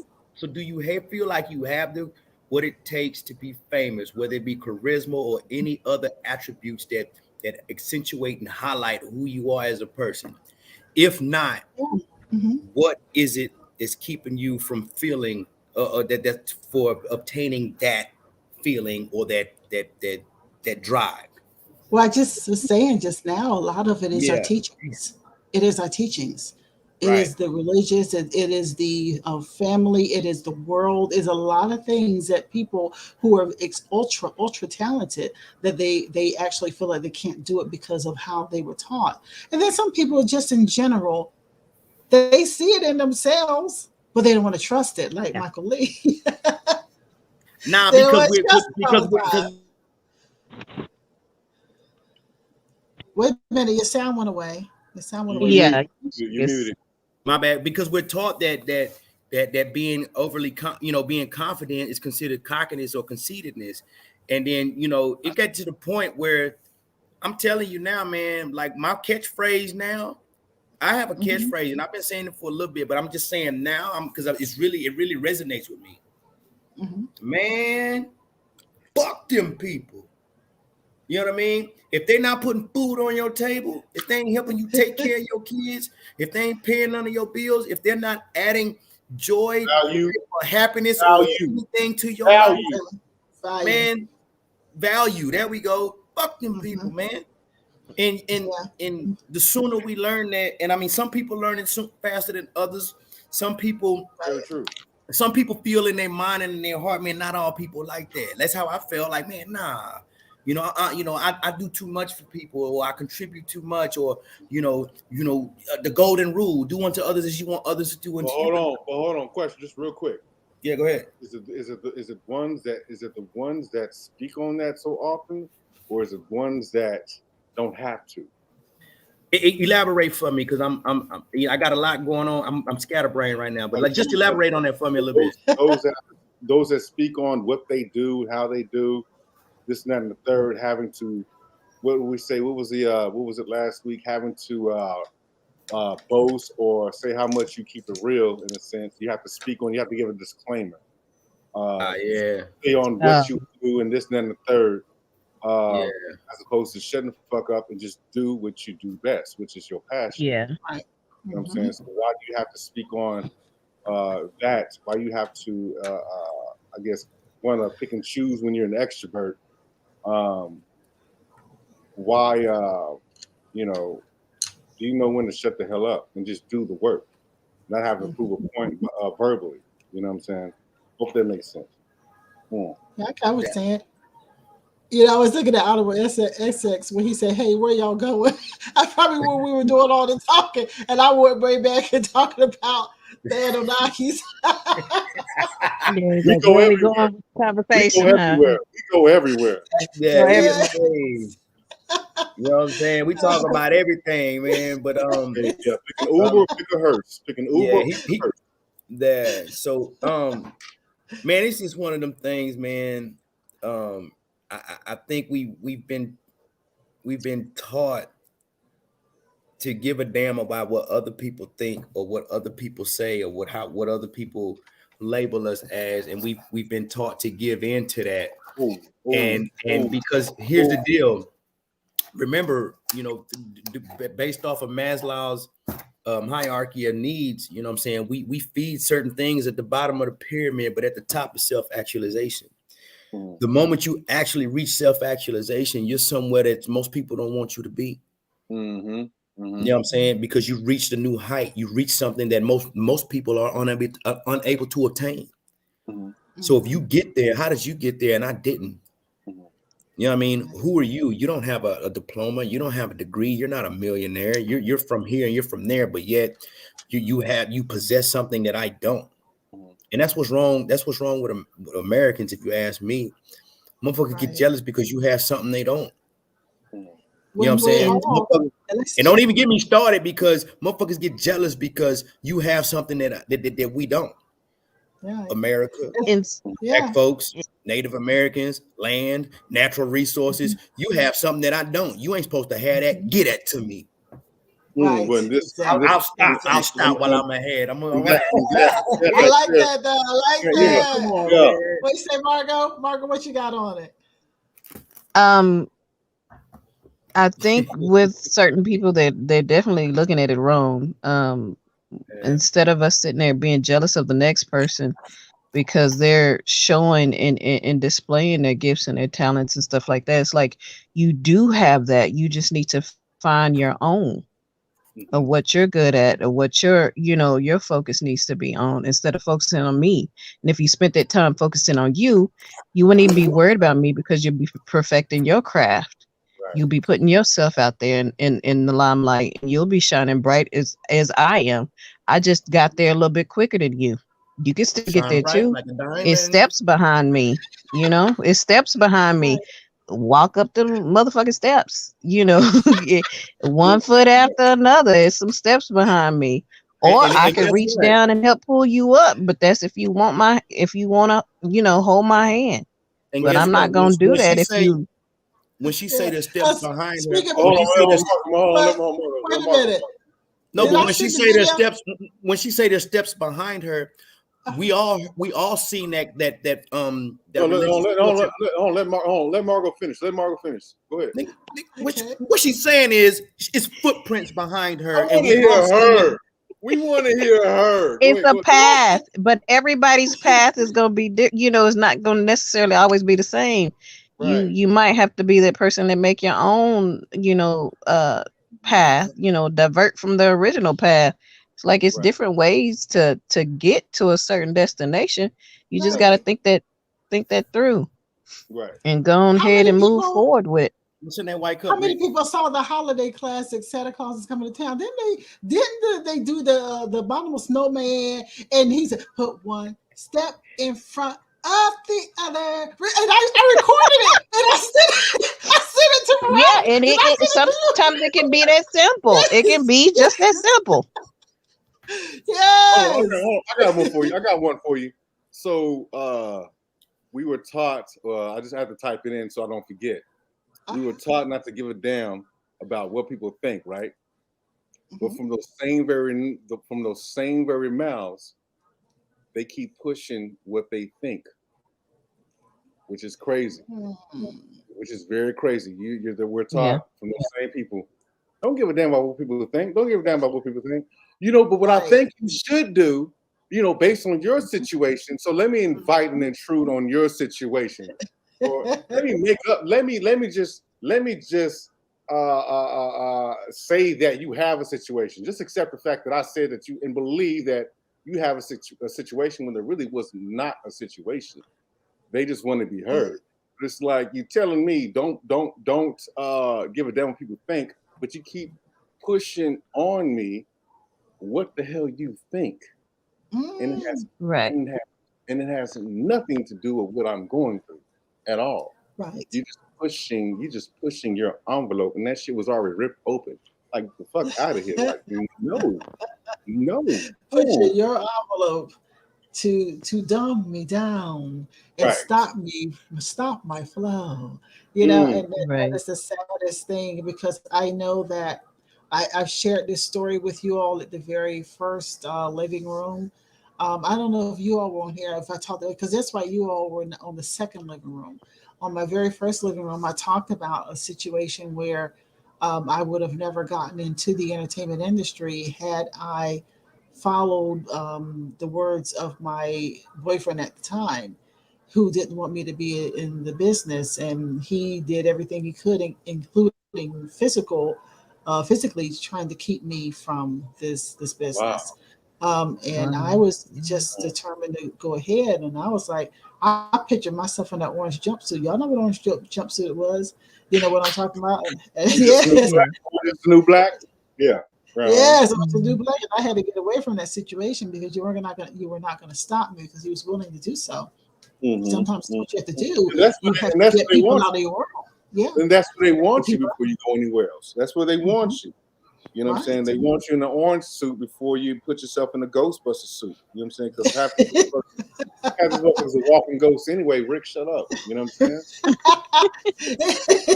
and that's what you have to do. You have to get those people out of your world before they knock your hustle or just stop your whole grind. You have to remove them from your world, because I believe that anybody who really wants to do something, you can, what you exude, that is your energy or your vibration, and that transforms itself into a charisma that that you need in order to try to do this business. And when it comes to fame and famous, like Dave was saying earlier, it could be just as easy as something absolutely crazy going viral, or it could be some true talent out there Right. that you have that you're hiding away from the world because you're afraid of what this next person, this loser over here, is going to say about you. Don't think, yeah. Right. And you've got to be not afraid to put that out there, because you are probably that fame that we're needing, especially for this next level, y'all. Because we got to create some new famous people in a minute. Y'all know what I'm talking about. Indeed. And actually, And see, even with that, but being scared of putting it out there, it's just like everybody's not gonna like everything, and everybody's gonna like something different. right. But you'll never know until you know, put your gift and your talent out there to have somebody to do some research, or to you know, tap into that and be like, you know what, that's really cool. I really dig what they're doing. Or even if they don't like it, Constructive shit, I mean, criticism. there might be some fuel for something else, for you to go harder, to do something, you know, definitely, you know, far out the box. So like Constructive either way it go, like just put it out there. Right, And I'm like, if exactly. you love what you do, just put it out there. Long as if you happy about it and you loving you and you doing you, like just put it out there. Right. Okay, well, this is what we're going to do. We're going to get ready to wrap here. And when we come back from the break, you know, Rick and I are going to talk about something that we want to do next week. So thank you all for all who have participated with us tonight on the forum. You know, do you have the charisma energy to be famous? And thank you to Dave Toller for being here also. So we're going to wrap up this segment. Everybody give yourselves a hand, because that was a good one. That's a really good one. Yes. All right, so let's go take a quick break here. We're going to come back and we'll get ready for our wrap on this here show. Let's go.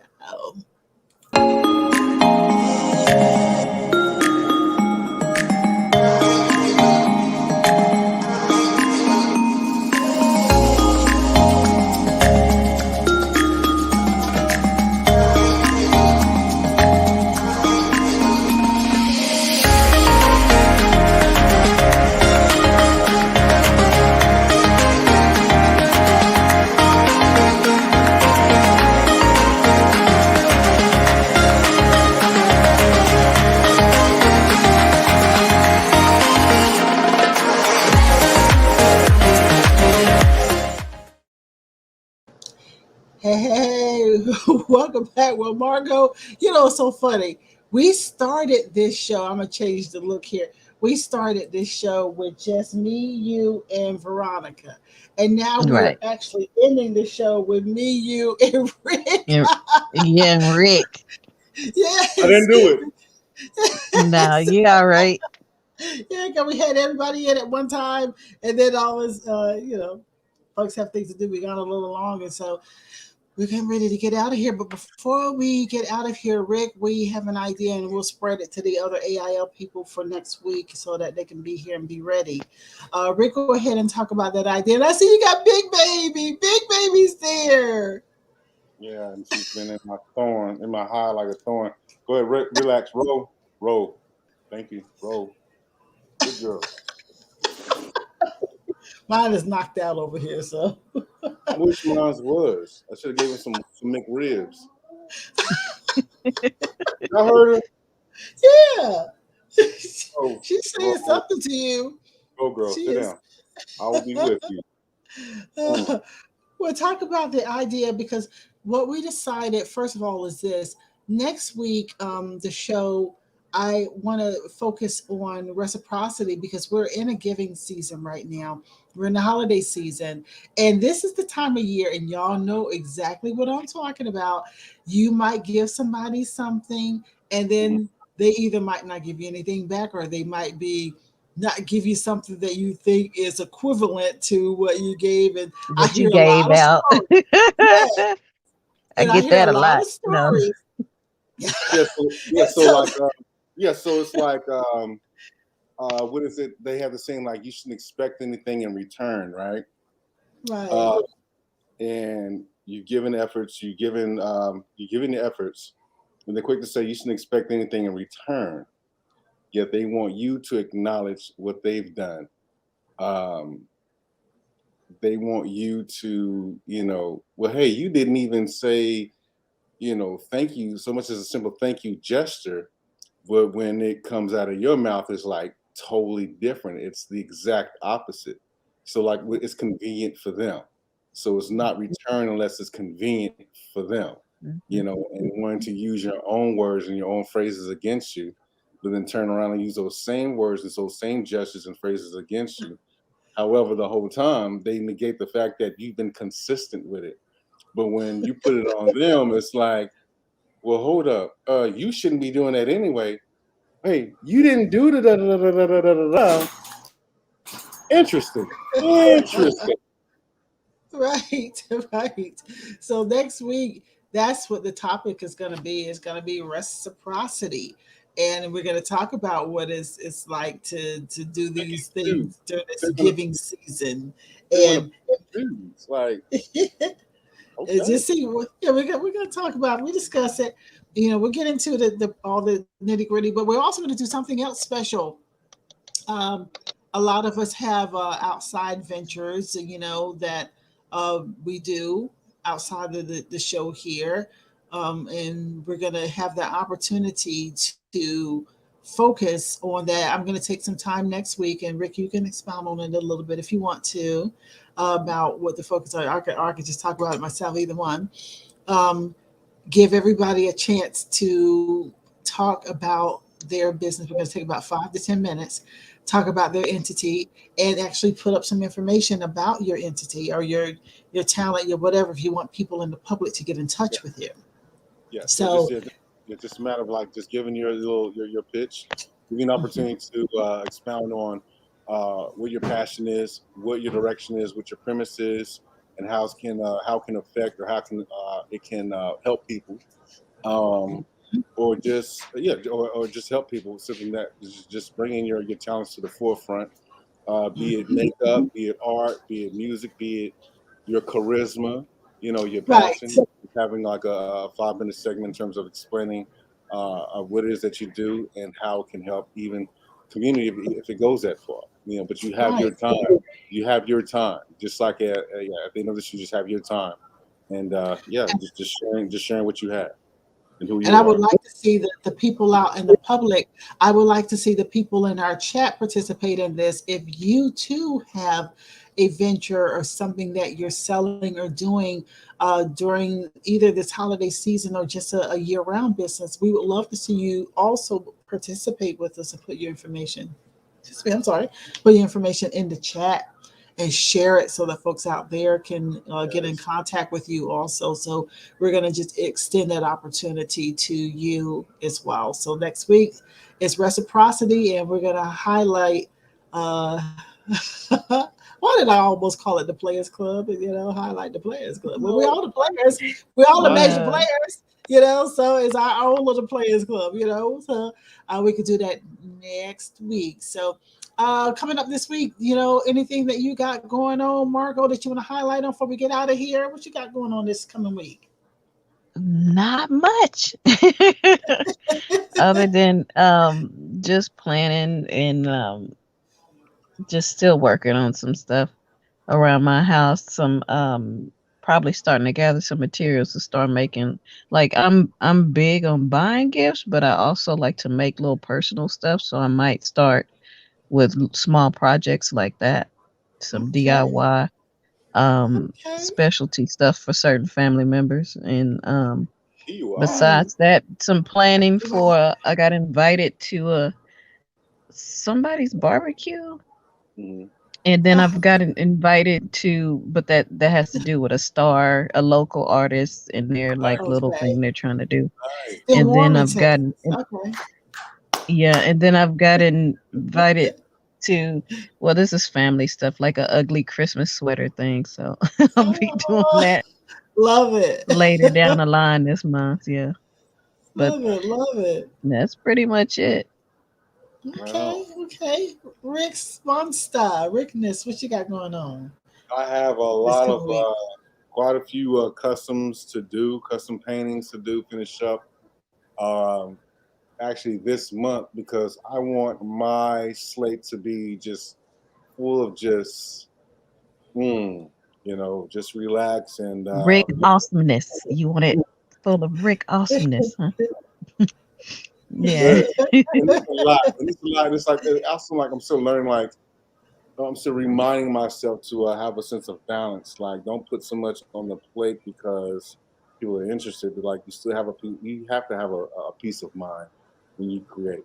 Don't bombard yourself with so many requests and whatnot. To where you don't have time to spend with yourself or your family. So if you're going to treat it right, everyone and everything needs to be treated right, from your passion to yourself and your family. So I'm learning that, but I'm very, very excited, and I'm trying not to get too excited, just, taking one painting, one stroke, one canvas at a time, so it's all good. So I'm just excited for the new year to come. Yes. All right. Okay. 2022. What you got going on, Sandy? Well, for me, I'm gonna have some soul spotlights coming up. I gotta nail all that down. What we're gonna be doing for the rest of the month, so that's what I'll be working on. And then also, of course, I'll be highlighting Tandyland next week. And then I actually I'm gonna probably bring my artwork out because I have been turning a corner with it, and I'm gonna try to bring out this piece that I've been working on, and stop being a chicken butt and show it and work from there. And so, why don't I just turn into a 6-year-old while I was just talking about it? But You're just excited about it. That's what it does. It's supposed to. You're excited about it. You're going to put it out there. Yeah, I'm going to do it. Yeah. I'm going to do it. Stay right there, Doc. Yeah. So that's what's going on with me for upcoming. But in the meantime, in the between time, check out my social media. Here we go. We hope that you have enjoyed this episode of Art Imitates Live with Tanya Dixon. So be sure to like and subscribe. And also check us out on all of our other social media.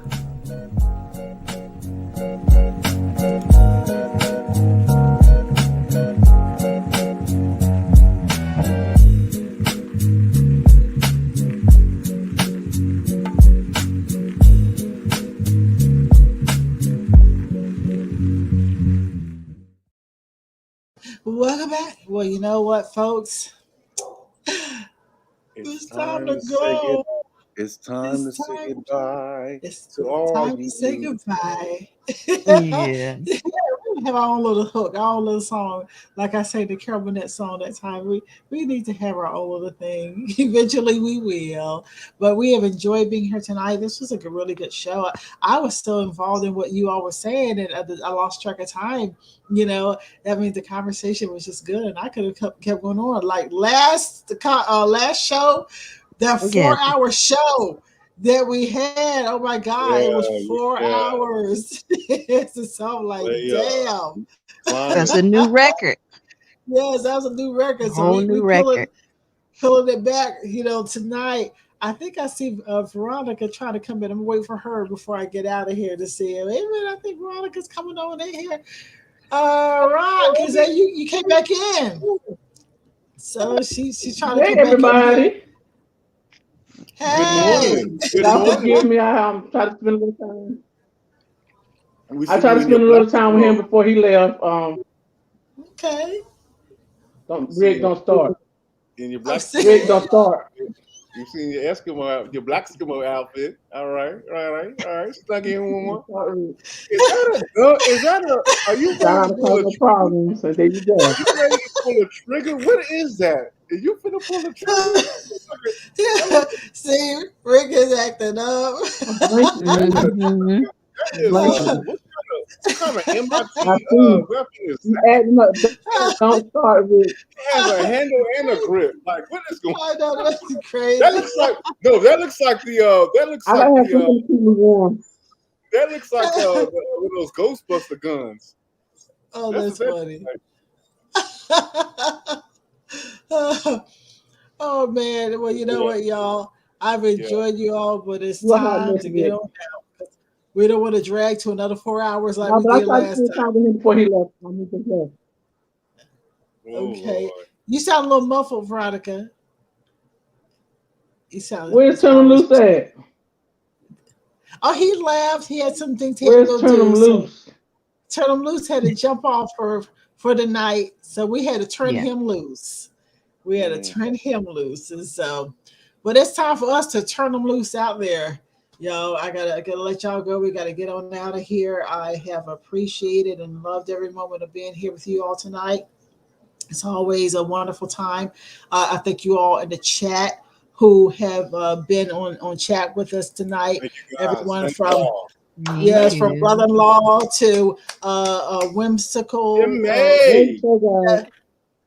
to Bridget, Lady Whimsical, Lady B Whimsical, and also Honorable SX. I mean, just different people who have participated in with us. I appreciate you all so much, and sharing all of your thoughts on the subject matter. It has been a wonderful time. And for you out there, if you would like to, for Dave Tolliver for swinging by, and blessing us with all of his knowledge, thank you. Being here in the industry and everything. So we appreciate you so much. And of course, welcome back anytime.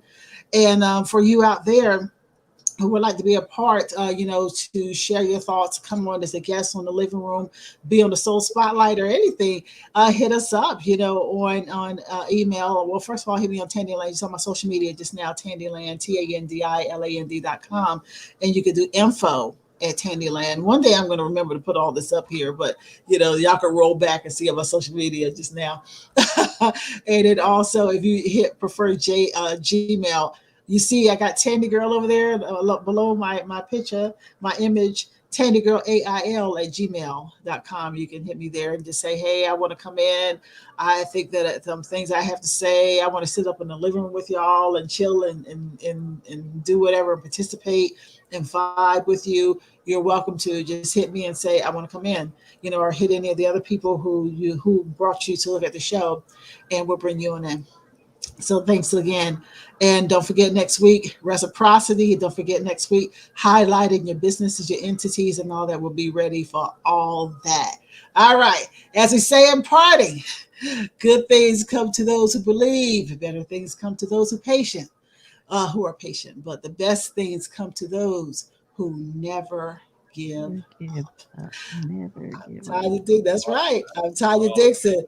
And this is the Living Room Team. And we'll see you next time on Art Imitates Live. I see y'all. All right. Love y'all.